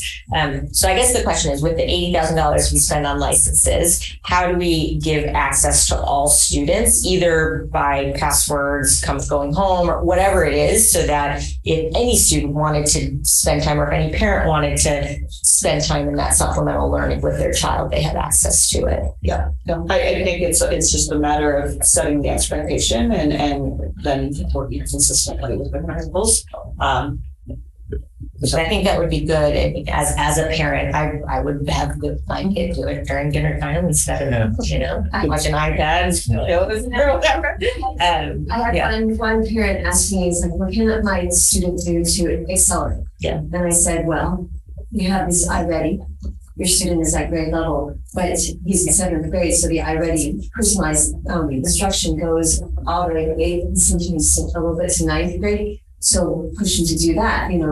He's got a Chromebook. He's welcome to do it. And he, it was funny because he's like, "Could you just tell him? Because if I tell him, he won't do it." So we do occasionally offer it for homework, or sometimes a little extra credit too, just to encourage him to use it. Yeah, and I guess it would be great if all families across all schools had access to that tool. So the program itself allows access to anyone who has it. We have the licenses all the way through August 8th. That's when the switchover is. There's a couple of weeks that they gotta shut it down for the switchover, but they have the licenses all the way up to that point. So how would it access it at home? They just get on to the iReady if they have a Chromebook. But if their Chromebook didn't go home with them. Oh yeah, well that's card that she or does she know her password? I'll give it to her. Doubt it. Too clever too. I mean, yeah. So you can. Okay, but if the Chromebook doesn't come home, I guess is there a way that a parent can access it? Any device forward. Yeah. Okay. So moving on, There's a public comment that we want to make sure we switch to. First, I just wanted to say, because I went over the IBL, that I noticed the improvement in suspensions, and my one concern now, hearing everybody and seeing some of the percentages, is there enough money in the SIPSAs to help everybody with the chronic absenteeism? Because I'm just, back when my kids were in school at Ortega, they used to have, at the end of the year, certificates they used to give the kids who were on perfect attendance. And so even though some of my kids weren't like stellar students, they could still go for the goal of getting a certificate of not missing a school day. So I was just wondering if we're still doing that at some of the schools? In general, you don't reward for perfect attendance for lots of reasons, especially during COVID. We did it, but most improved or strong attendance, things like that. I'm just worried because 80% of going to school is just showing up and being there and learning. I would argue it's way more than 80%. It's so being there, right? Get them here. So that was one thing I was concerned about the committee, is if there's enough money in there, if the teachers or the staff are going to be staying after school, or when they're going to be meeting, do we have funds to pay them? So those were just my comments. there's never enough money. I know. We did allow, like, for home visits, the teachers go to county and they do a timesheet and. And I just love that idea too. They do that in Nebraska. The teachers go for home visits because then they get a bird's eye view on what may be going on in the home and how to help the Yeah, kids. we did a couple that had spectacular results with the tablets. Oh, wow. Yeah. Yeah. Kids remember that the rest of their life when their teacher came to their house. And we brought warm All right. We said, we're gonna have these turkeys. Thank you. So this is an action item. But before we vote, we'll make sure that we give Sue Beckmeyer a chance for public comment. It's in the question and answer. She said, how do we make a comment if we join the meeting? We're going to assume that means that Sue Beckmeyer wants to make a public comment for this one, right? So could you elevate her audio? Yep. Yeah, I don't think Hi, can you hear me? Yes, we can. Oh, great. Thank you so much for giving me time. Yes, you're correct. I was not there at the beginning when you said, are there any people wishing to address the board? I wanted to make a comment on this item. We did send a letter to board members and to the superintendent, and I'm speaking tonight in my role as secretary of the Cabrillo School Site Council. And the reason that we wrote a letter is because we're troubled and concerned about funding and how to pay for everything we want to do to help our students. What occurred is that a determination was made that the reading support that we were paying for through our site funds budget with a classified employee wasn't going to be acceptable and not okay. It needed to be a certificated person. And it so happened that the person occupying the position holds a teaching credential, but many years ago was told by the district, you can't do this as a certificated person. You can only do it as a classified person. And so this individual's been working at our school for 17 years, sometimes classified, sometimes certificated. The money goes a lot further. I'm sorry to have to say that as a classified employee, but it definitely goes a lot further when you're paid classified. But we can't do that anymore. So the solution was to split the job between Valamar and Cabrillo, half and half. And the budgeted amount was going to, we thought, allow us to maintain the classified position to work with the certificated position. And that came to us because of the estimate the district gave us on what that would cost. As it turns out, because the seasoned person was hired, it's a lot more expensive, and it left us only $4,000 in our SIPSA budget. And $4,000 is a quarter of the position we currently have, but it's not zero. We would like to see that position reinstated, even for a limited term, so that that individual who's been working with these students for many, many years could provide a transition and work with the new reading intervention teacher and really support our students. And, it might come to pass that there's actually more funds in this. I know that SIPSA budgets are an estimate, and we have to make an estimate. We have to budget accordingly. But this is the concern we have. And when we look across all the schools, we see wide variety in the funding levels. And it's just not clear to us exactly how that funding is all working. And we wanted to raise this issue. So thank you for giving me a chance to speak. Thank you, Sue. I would just ask Will to put back on that slide where it does the $900 per unduplicated student. Just to be clear about that. So we do provide $900 per unduplicated student with the explicit purpose of supporting students who have the highest level of need at every school. No, it's in that SIPSA presentation. There you go, right there. And so that's the level of funding that comes through the supplemental funds. There are some additional funds that Sunset Ridge has access to as a Title I school. but every school has that level. And if you can see, like the place where it's most obvious is Cabrillo has currently 85 students, and Ocean Shore has 84 students that fit in that category. And there's just a $900 difference between the two. So, board members, do you have any questions? Are there any questions? No questions? No questions. So this is an action item. Do I have a motion to approve the SIPSAs for all schools as presented? I'll make a motion to approve the SIPSAs as presented. I'll second. All in favor, please raise your hand. On best is void for the. Okay, thank you very much, principals. It's been a long day. Thank you very much. It is, I do want to take a look at our time. It's 5 to 9, and I know that you wanted to walk out the door at 9. And then I have till 9:15 if we want, and I can do 9. okay, 9:15. Why don't we just move as quickly through these things? Action items first. So the only thing that's not an action item, and I'm sorry for our audience member, is the field thing. So we can move the field to the very end. But hopefully we will be moving quite through those. So Cabinet, let's move quickly, please. Let's go. Okay, so we are on local control accountability. Oh, so we do actually need a motion to move the field to the end. And there's also another LCAP informational one.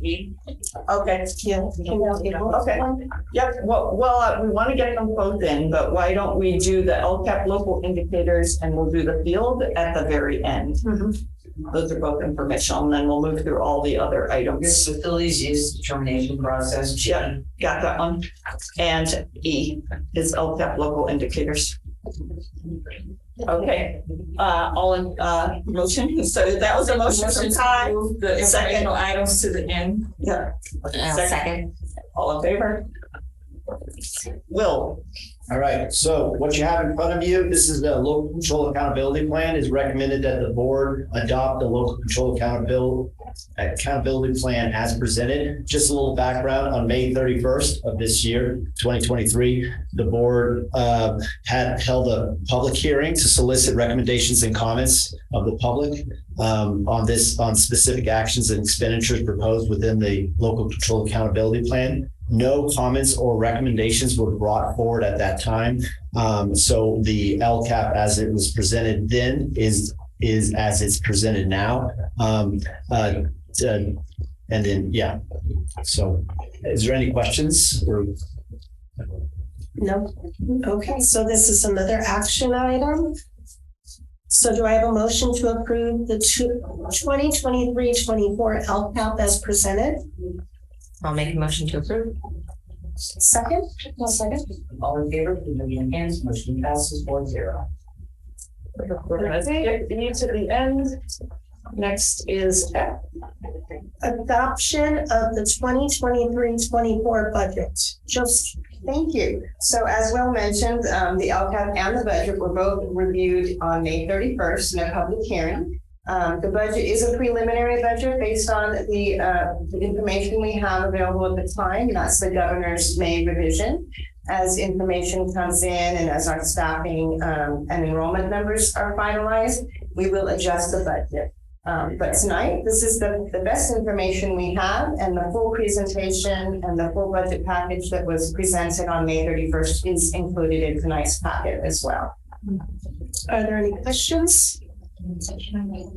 Just one quick question. I'm sorry. On the, can you just explain the standards review summary? There are a number of elements that are Yeah, thanks for bringing that up. So as part of the budget package, there's a criteria and standards, and it is summarized in the form CI. And so those standards are identified by the state, and they're pretty much local indicators that will, lead the board to understand when there's issues in a district or when there could be financial distress. I'm trying to bring up some of the standards. Do you want me to go through some of the ones that were not met, kind of like as a so like as an example, enrollment estimates were not met. So on the criteria, and standards. When something is not met, it could be an indication of a fiscal indicator or some other fiscal indicator. And when you have too many items not met, that could be a sign of distress for a school district.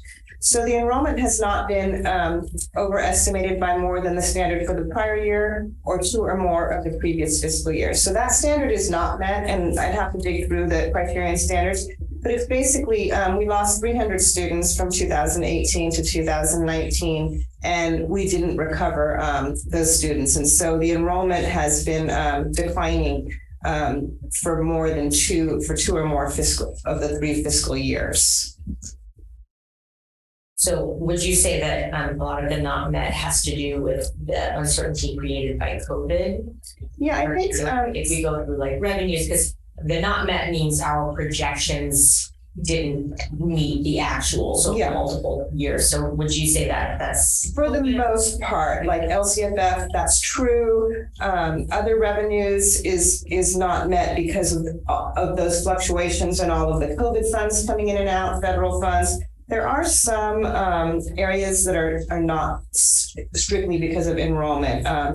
Contributions from unrestricted programs, there's the contribution was higher than anticipated in special education. There's another area that is not really about the COVID or enrollment. It's post-employment retirement benefits, and that's not a met or not met. It's just a yes, which is an indicator that you need to pay attention fiscally when you have these things. And post-employment benefits are when employees retire and they receive retirement benefits for a period of time. One of the indicators is our district has lifetime benefits. And so that's something to be aware of, because you need to always have enough money in your budget to afford those post-employment retirement benefits for a period of 10 years, and then even lifetime benefits after that. So that's one of the indicators. Negotiations still being open in the budget year is also another issue, because you have a budget now and you do not yet know what your salary increases are. So that's not built into the budget. That's something to be aware of. What else is there? There's another one. Additional fiscal indicators at the very end, A6. Uncapped health benefits. Does the district provide uncapped 100% employer paid health benefits for current or retired employees? And that is also a yes. So that's another fiscal indicator that you should be aware of, because it's something that you really need to account for in your current budget and in your budget projections. So that was just kind of a quick overview of those areas, but thanks for bringing that up. Are there any other questions? Okay, do we have a motion to adopt the 2023-24 budget? Motion to approve. Second.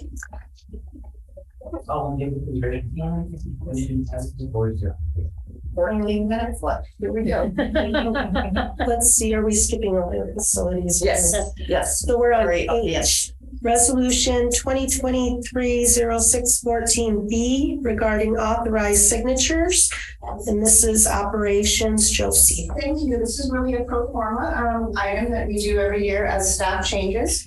And this resolution would authorize the new superintendent, Dr. Darnice Williams, myself, Will Lucy, Carla Chavez-Torres, and John Bartfield to be able to be authorized signers on behalf of the district. And it's just a change in administration. Are there any questions? Okay, do we have a motion to approve Resolution 2023-0614B regarding authorized signatures? I'll make a motion to approve resolution 2023-0614B. I'll second. All in favor, please raise your hand. Motion passes 4-0. Okay, and I, declaration of surplus property. This is operations, and this is an action item. Josie. Thank you. The Ed Code does allow districts to sell for cash any personal or property that is no longer needed. And so we do list the items on the board agenda. I'll just list them for you. These are items that we're no longer using and no longer intend to use. And so we can go ahead and sell them at public auction. We have gov.deals actually takes care of that for us. They do all the public postings and they inventory. There's not a lot of items on this list this time. There's 2 food warming cabinets, a food slicer, 6 buffet salad carts, and the King hardware from the old Key system. And so we're asking the board to approve declaring this surplus property tonight. Are there any other questions? So do we have a motion to approve declaration of surplus property?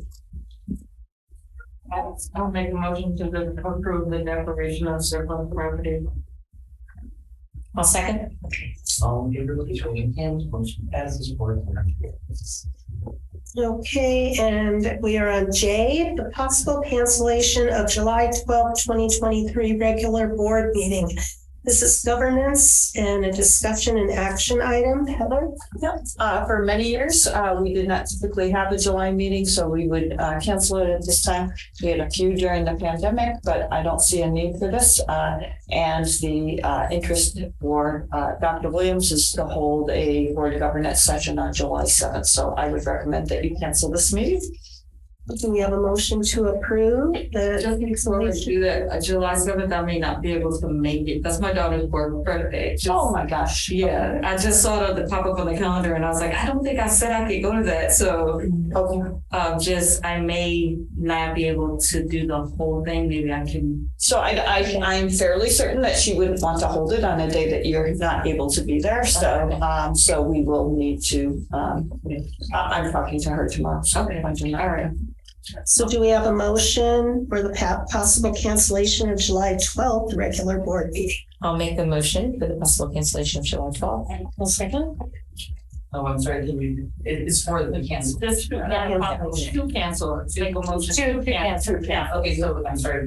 I made a motion to cancel. Okay. The others. All in favor, please raise your hand. Motion passes 4-0. All right. The last action item. Okay, resolutions 2023-614C through 2023-614F regarding board compensation for missed meetings. This is governance and it's an action item. Heather. So typically when a board member misses a meeting, the next meeting we come back and do a resolution and then we recognize that we had not done those all year long. So this is for 4 board members in the missed meetings. The compensation has already been provided. So this is making sure that that's approved by the board. So it's recommended that the board approve the resolutions. Are there any questions? Do we have a motion for the approval of resolutions 2023-614C through 2023-614F? Motion to approve. I'll second. All in favor, please raise your hand. Motion passes 4-0. And then just while I have a forum here, I would ask that in terms of the order of the agenda, that we do the fields first and then do the LCAP local indicators. If somebody could make a motion for that agenda change. I'll make a motion. I'll second. All in favor? Perfect. Okay. To our friends that have to leave. Okay. Good luck. What else? I can stay till then. Yeah, I can hear till then. All right, here we go. So we're moving on to G, facilities use fees determination process. And Thank you for hanging in there. Operation, information, Josie. Okay, thank you. So tonight we're going to give you some information on the facility fees determination process. And given we are, missing one board member and possibly some of you have to leave, we will continue this discussion in August. So the process is the Ed Code, there's legislature around facility use fees, and then board policy, which we recently adopted. We're going to review the current fee schedule and what the county averages are, and then have a proposal for facility use fees where the board can then have some discussion and give direction, and we can continue the discussion in August. So go ahead and move forward, please, Will. So the Civic Center Act is every public school facility is considered a civic center. And so that's where the citizens and youth groups can use the facilities. It's school community councils, clubs, senior recreation, all of the organizations can use our schools. The school district may grant the use of school facilities and grounds upon certain terms and conditions deemed by the governing board. And that's done by the board policy, which is the next page. So in May, the board did adopt board policy 1330 and AR 1330. And I didn't list everything here. I just listed a summary of what's in the board policy. So the board did designate priority given to school-related activities for use of facilities and grounds. Other use is authorized by the Civic Center Act on a first-come, first-served basis. And there needs to be procedures in place to encourage and assist those in desiring to use school facilities. We want to ensure that school facilities and grounds is not used in an inconsistent manner with their use for school purposes, and that it does not interfere with the school instructional day or schoolwork. As necessary, to ensure efficient use of facilities, the superintendent may also enter into agreement for joint use of any of the school facilities or grounds. And then fees, the board shall adopt a fee schedule and authorize the use of school facilities with or without charge to school-related organizations whose activities directly benefit the schools. Groups can be charged fair rental value when using facilities and grounds for entertainment or meetings when admission is charged. That would be like for-profit. So go ahead and go forward. Just to review the current fee schedule, our fee schedule is very simplistic. The school district has been charging $50 a day for indoor and outdoor spaces. And with the gymnasium, it's been $50 an hour. And that fee has not changed in many years. Event support is $65 per hour, and for kitchen support is $50 per hour. There is a minimum based on the union contracts of 2 hours for event support or kitchen support. There's no charge for district and school-related organizations and nonprofit organizations, except for event support as needed. The current fees that we have now, they do not reflect the district's capital direct costs, including maintenance, repair, restoration, refurbishment of non-classroom space, school facilities, and grounds. And it does not reflect operational direct costs, including costs of supplies, utilities, and other services performed by district employees, and salaries and benefits paid to district employees associated with the Civic Center Act to operate and maintain school facilities. So to go on now to the San Mateo County averages, and this was prepared by our vendor, Facilitron. They compiled an Excel spreadsheet for us, so I just put it in a summary form for you. All of the San Mateo County districts that they presented were hourly rates. Pacifica was the only one that has a daily rate. So you can see the list here. I don't need to read through all of them, but classrooms for nonprofit is $24, commercial $40 per hour. Field is $33 per hour, commercial $48 per hour. And the gym is really the highest cost because it is an expensive building to maintain. It's $75 for nonprofit and $106 for commercial. Ours is currently $50 per hour. And for all the other categories, our fee is currently $50 per day. So go ahead and go forward. So one of the things we'd like to talk about is a proposal to move to hourly rates, to be in alignment with other districts and also to be able to maintain our costs, to maintain our buildings. We're looking at maybe starting at a fee slightly below the county averages, so there wouldn't be like a huge impact on the users. And then looking at a timeline, depending on what the board decides, maybe effective January 2024, to give time for the community and the public to be aware of the change. And then the proposal would be to review the fees annually to ensure that we're always in alignment and always maintaining our costs. Go ahead and move forward. So I think the next one is a proposed fee schedule for Pacifica. And so what I did was list the facilities and then what a proposed hourly fee would be, and then the San Mateo County average. So the proposal would be to keep it below the county average, and you can see the figures there. The one item that would still be on the low end for Pacifica would be the gym at $60 per hour, because when you run there's a CDE calculator on what would be the charge to maintain your costs. It came out to over $100 per hour for the gym, because the gym is something that needs, like, you need to have a floor refurbished every year, which we haven't done in the last year, and we're not going to be able to do that this summer. But there is a lot of maintenance that goes into a gym. So this is really just, information now for you to review and think about, and discussion is, would it be appropriate to bring the fees to something, to bring it to an hourly rate, but also to stay below the San Mateo County average at this time. And what do I have? The next page is just kind of to give you some information. I pulled the revenues that we received from facility use for the last few years. And these figures include the costs of custodial reimbursement. So it's not really a straight revenue to the district because we pay the employee to work overtime or extra time. So in 2019-20, we received $25,000. And then in 21-22, there was almost $60,000. There was some tournaments going on in both the IBL gym and also on the soccer fields. There were some tournaments. And then this year we've received $26,000 as of last month. Looking at the expenditures and kind of ongoing, what the district spends right now, what's included in our budget is for routine restricted maintenance, we spend $1.2 million. For grounds, we're spending $240,000. And in deferred maintenance, it's $200,000. And then kind of a sampling of recent projects that we were doing or scheduled to do. The Ocean Shore Field was refurbished right at the end of COVID. The IBL field just recently last summer.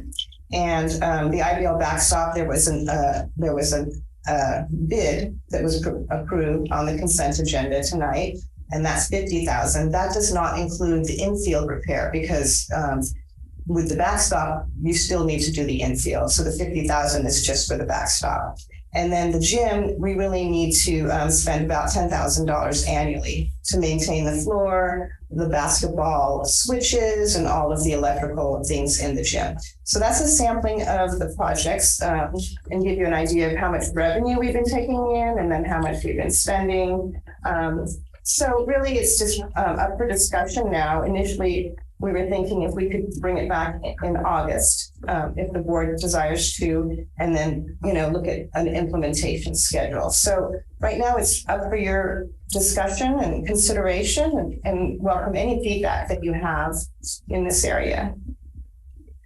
Does anybody have any comments? I think, well, I have to run, but I've been happy that you are working on this because I think we can definitely bring in some kind of income for the district based on the usage. And so I'm glad you all did the research and thought that we can raise our fees to meet the kind of work the county in general. But I know I'm out. Thank you for the feedback.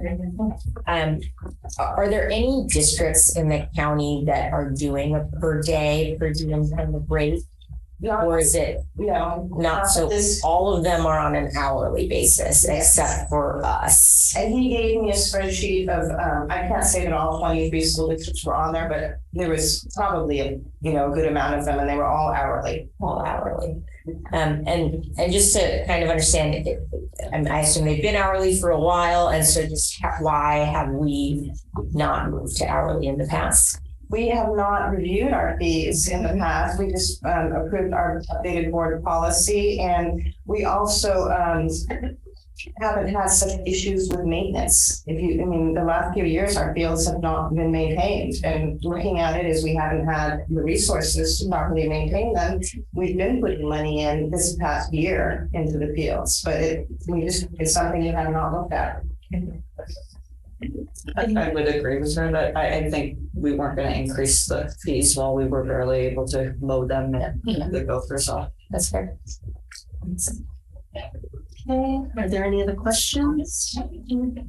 I put in a little. Oh, yeah. Sorry, Michelle. That's okay. So hi, my name is Michelle Gray. I'm the current IBL teacher president, and I have a fourth grader going to Ortega and eighth grader IBL. Fields and facilities I've been very involved with, and I just want to say thanks to Josie. She met with Joe Cal, who's the head of Pacifica Girls Softball, and myself earlier in the week to talk about this. So that last point is really fair, right? We are now just starting to recover, I think, some of the fields and put some work in there, which is great. Linked to all of that is also the collaboration and the mention of the joint use agreements with the different organizations. We have AYSO, we have PAL, we have PNLL actually is interested, and obviously Joe and the wonderful Pacifica Girls Softball. The IBL $30,000 that was mentioned, this was actually something AYSO had committed to support. It didn't quite work out, but they were ready. We have these wonderful organizations that are committed to really investing long-term into the fields. It's not only for their kids at the schools, but it's well beyond after their kids get out of the schools, or even if their kids don't play in that particular sport. It just helps everyone when these fields are in really good shape. I think there has been a nice improvement with the two new folks that have joined. There's still always work to be done for sure. And so I just want to encourage the school district to move forward faster than they are with getting these use agreements in place, because there is funding there. And an example would be Ortega, right? Huge project that's just kicking off right now with the turf field. I have lots of comments. Oh, I can look there too. And so there was a lot of discussion around how to line that field. And so oftentimes turf fields are lined, for example, there's a softball field, there's a baseball field, and then there's a couple different configuration, different sizes for like a soccer field. It's very common, right? So my kids play sports. You go to any of these turf fields anywhere. And you're going to see the yellow line, like we play on the yellow line field, we play on the orange line field. There had been concerns that was too confusing. And so unfortunately, where the group fell back to for Ortega was to line one soccer field. So turf is very expensive to maintain. You're going to outsource this to a specialized company. You are not going to get the revenues if you're going to expect groups to have to come in and actually line the fields. And you can't charge them for the hour or 2 hours to go out and get ready to line the field.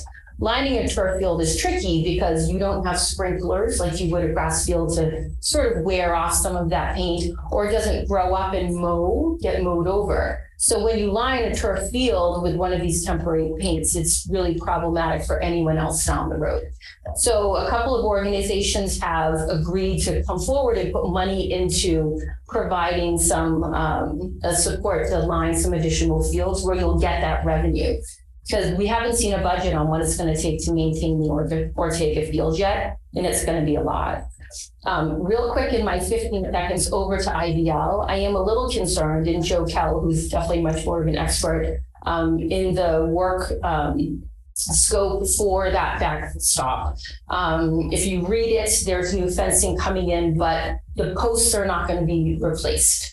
And so the posts need to be replaced too, because otherwise you're putting really good fencing on these old posts that were put in when that original fencing that's failing is there. So I'm very concerned that the scope is not appropriate and you're spending $50,000 and you're not actually getting what you need to do with getting that field in good shape, because in 5 years and 7 years and 8 years, those posts are going to be gone. And then all of this money you put into the new fencing and the backstops and things like that would have been to waste. So really want to encourage folks to make sure they're getting the right opinions and input when some of these work orders are pulled together.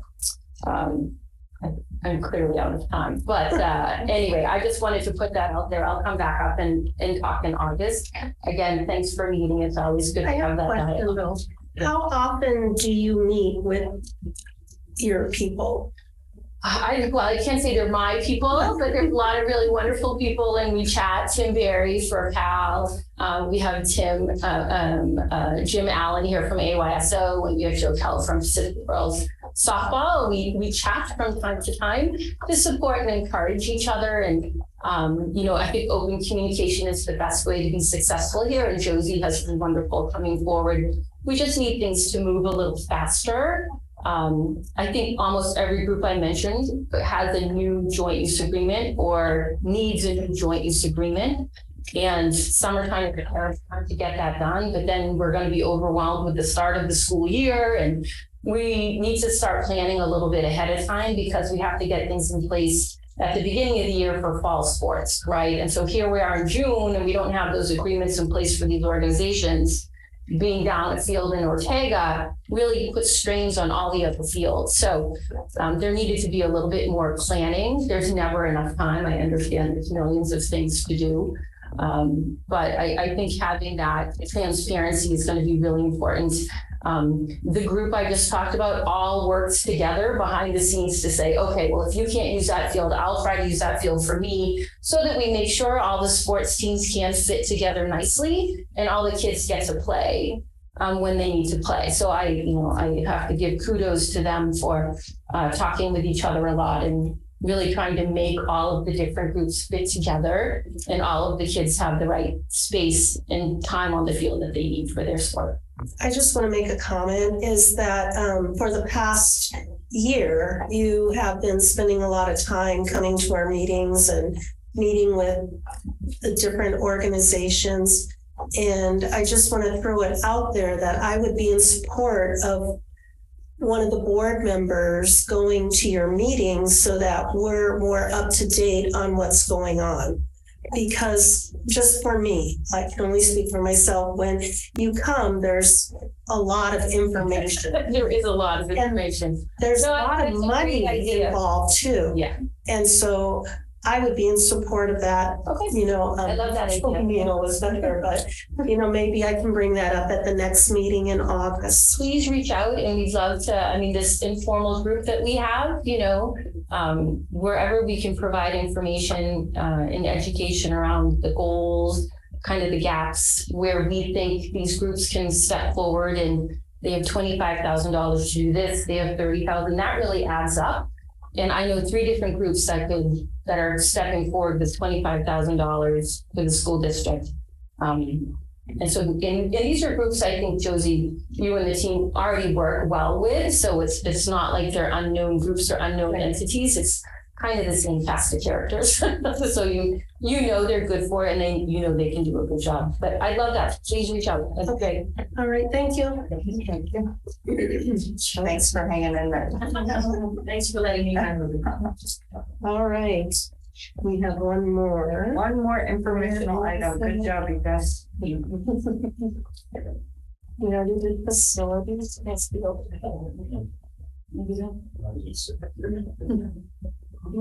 Is it the indicators, the LCAP local indicators information? And I'm guessing that would be Will? Yes. This is a report that needs to be presented to the board alongside the LCAP every single year. So a lot of the information in this local indicators report is dated information, but it's the most updated dated information. Do you want me to go through the presentation, or the presentation has been presented? You have the presentation. Do you want me to go through, or should we? I can go through it, but if for time I can say it's presented, it's there. I have time to go through it. I've already gone through it. Yeah. That's why. Okay. Yeah. Okay. All right. So the local indicators are part of the 11 indicators that measure performance through our LCFF evaluation rubric, aka the dashboard. The local indicators, there's 6 state indicators which are covered within the local control accountability plan, but there's also these 5 local indicators that are covered through local or ways of measuring our local indicators that are measurements that are used, that are indicated, that are measured locally, not by the state or by outside data. So the first priority, conditions of basic conditions, the school accountability report card is where we get the information for that, or the measurement tools for that. Priority 2, priority 3, and priority 6, which have to do with implementation of academic standards, parent engagement, and school climate. Our panorama survey is our local measurement for that. And then there's a self-assessment survey that has to do with the access to a broad course of study, which is priority 7. So I'm just going to go through each one of them. Priority 1 is basic services. The tool that we use is the SARC, or the School Accountability Report Card. The measurements that we measure are teacher assignments, access to instructional materials, and facility conditionings. This is the most updated information. This is from the 2021, 22, 23, 21, 22. This is for the 21, 22 school year. There were there were one teacher misassignment of English language learner. So that's a misassignment for a teacher who's teaching English language learners. There were 6 misassignments for special education teachers, and there was 2 misassignments of general education teachers. A total of 9 total teacher misassignments. And again, that's for the 21-22. The 22-23, they are actually doing the audit now, or it hasn't come out exactly yet. So that's a bit dated information. Access to instructional materials. And this is really around this idea of the Williams Act about making sure that we have textbooks and curriculum that's available to all of our students, and we have all of our students. There's none of the students are without access to their own copies of their instructional materials for use at school and at home. And then facilities condition based on our last FIT report, which is the facilities inventory test. We had 4 sites that were identified not meeting good repair standards. 3 of them had a fair rating, and 1 site had a poor rating. So for a total of 4. The priority 2, the implementations of academic standards. The tool we use is the Panorama Survey based off the California Department of Education Educational Reflection Survey. And that's that sheet that's kind of shown on the site there. That's the one that they offer as an option 2, a reflection tool. We utilize the Panorama Survey, and we ask the exact same questions, or the survey, the exact same items as in that state CDE reflection survey. So based off our last things, now we did have it in our May survey, which is not inclusive in this report. So we will have more updated information on this. But on average at ELA and math, on average, the teachers reported a full implementation phase, and for science and history, we're at either the beginning development or initial implementation stage. And as you can understand, the science with our new science adoption, I'd assume that that's going to go for next year and beyond. We're going to be moving forward with that development.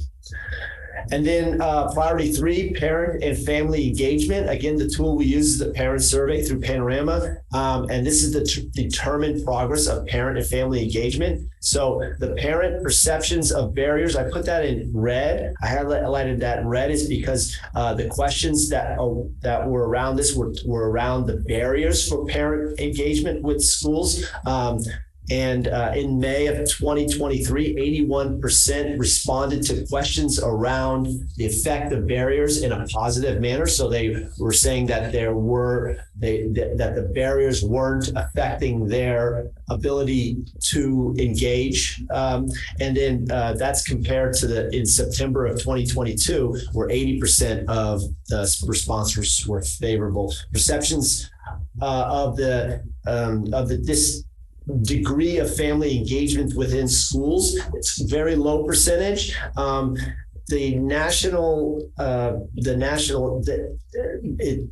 Interestingly enough, for May 2023, 34% responding favorably to the degree of family engagement positively is at the 80th percentile nationally, even though that percentage is very low, and we would rather have that be a much higher percentage compared to the 33% that responded favorably in September of 2022.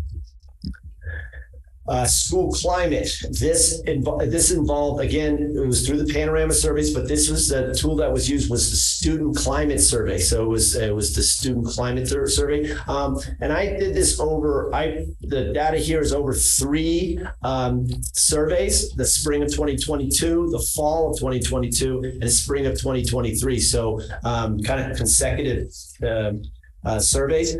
As far as percentages of positive responses, towards questions around connectiveness to school. You can see the 30, the third through fifth from the spring of 2022 of 61. It was 57, 6 through 8, 39 to 37 in 2023, spring of 2023. And in school safety, questions around positive responses to school, things around safety were around the low 60% in both third through fifth and in 6th through 8th. And then priority 7, which is access to broad course study. The last time we measured this, and this is with a sample group, about what the extent to which all families and all students have access to and are enrolled in a broad course of study. And for a K district, that is just making sure that the students are access to not only the core subject areas, but any kind of enrichment type activities that's offered at the school, that is offered to all students and all students can access it. And this again was around barriers. So the barriers within school was alternate methods to demonstrate skill and competency. And again, this is access to the broad courses, which is connected to those standards, and in tools for scaffolding learning, inconsistency in time allotted for certain subject areas. So that was one of those in-school barriers that, you might, math is not being allotted the time it needs to have proper access to it. Outside of school, lack of access to internet and technology, although, again, this is dated information. I would think that would probably be less, since we are a one-to-one school district, so that they do have access, and we do put out a big effort to get hotspots to those families that do not have those access, internet access, or have poor internet access, and then inconsistent access to science experiments. Again, that's partly because we, are entering into new adoptions within the science program that are more science experiment heavy, and then a lack of parent education. And that, even though this again is a bit of dated data, that was very much prevalent in our educational partner reach outs. When we were reaching out to the parent groups, they were talking about the need for more parent education, about initiatives and curriculum and content, that they wanted to know about these things, and not necessarily figuring it out through their students. So that was a lot of information. Again, some of it is a bit dated. We'll be going through we will be going through this process each year, because at the same time we adopt a local control accountability plan, we have to also present those local indicators. And knowing that next year we will be planning for the new cycle of the local control accountability plan, those local indicators, we'll have to relook at them and relook at ways that we are measuring progress within those indicators. We'll be starting not from scratch, but pretty close to scratch with the new cycle of the local control accountability plan. So, any questions or comments you might have about that? No, but when will you be bringing back the information again? Well, not this, but like when you're progressing to the next stage. Oh, for the next cycle of the local control accountability, that process will start at the beginning. I mean, at around November, December. At least the reports out. We'll have mid-year reports and stuff like that. But the actual items will be, again, during the time where we'll be approving the new local control accountability plan. We'll also be reporting on the new local indicator measurements and anything that's connected to that. Yeah, that'll be at the same time. So this point of the year next year. Do you have any questions on that? Comments? No? Okay, thank you. Nothing. So now we can move on to future agenda items. So the one thing that I need to get clarified is the July 7th meeting. So I'll work with Dr. Williams tomorrow to see if there's another date and get that, because I know that's a really important one. And then, are there any additional items? No. Okay. Except for the possibility of having a committee or something for the fields and extracurricular. Okay. But That presentation just coming back August 9th. Yeah. Yeah. So, yeah. Okay. All right. The meeting is adjourned at 9:38. Way to get that moving. Sorry.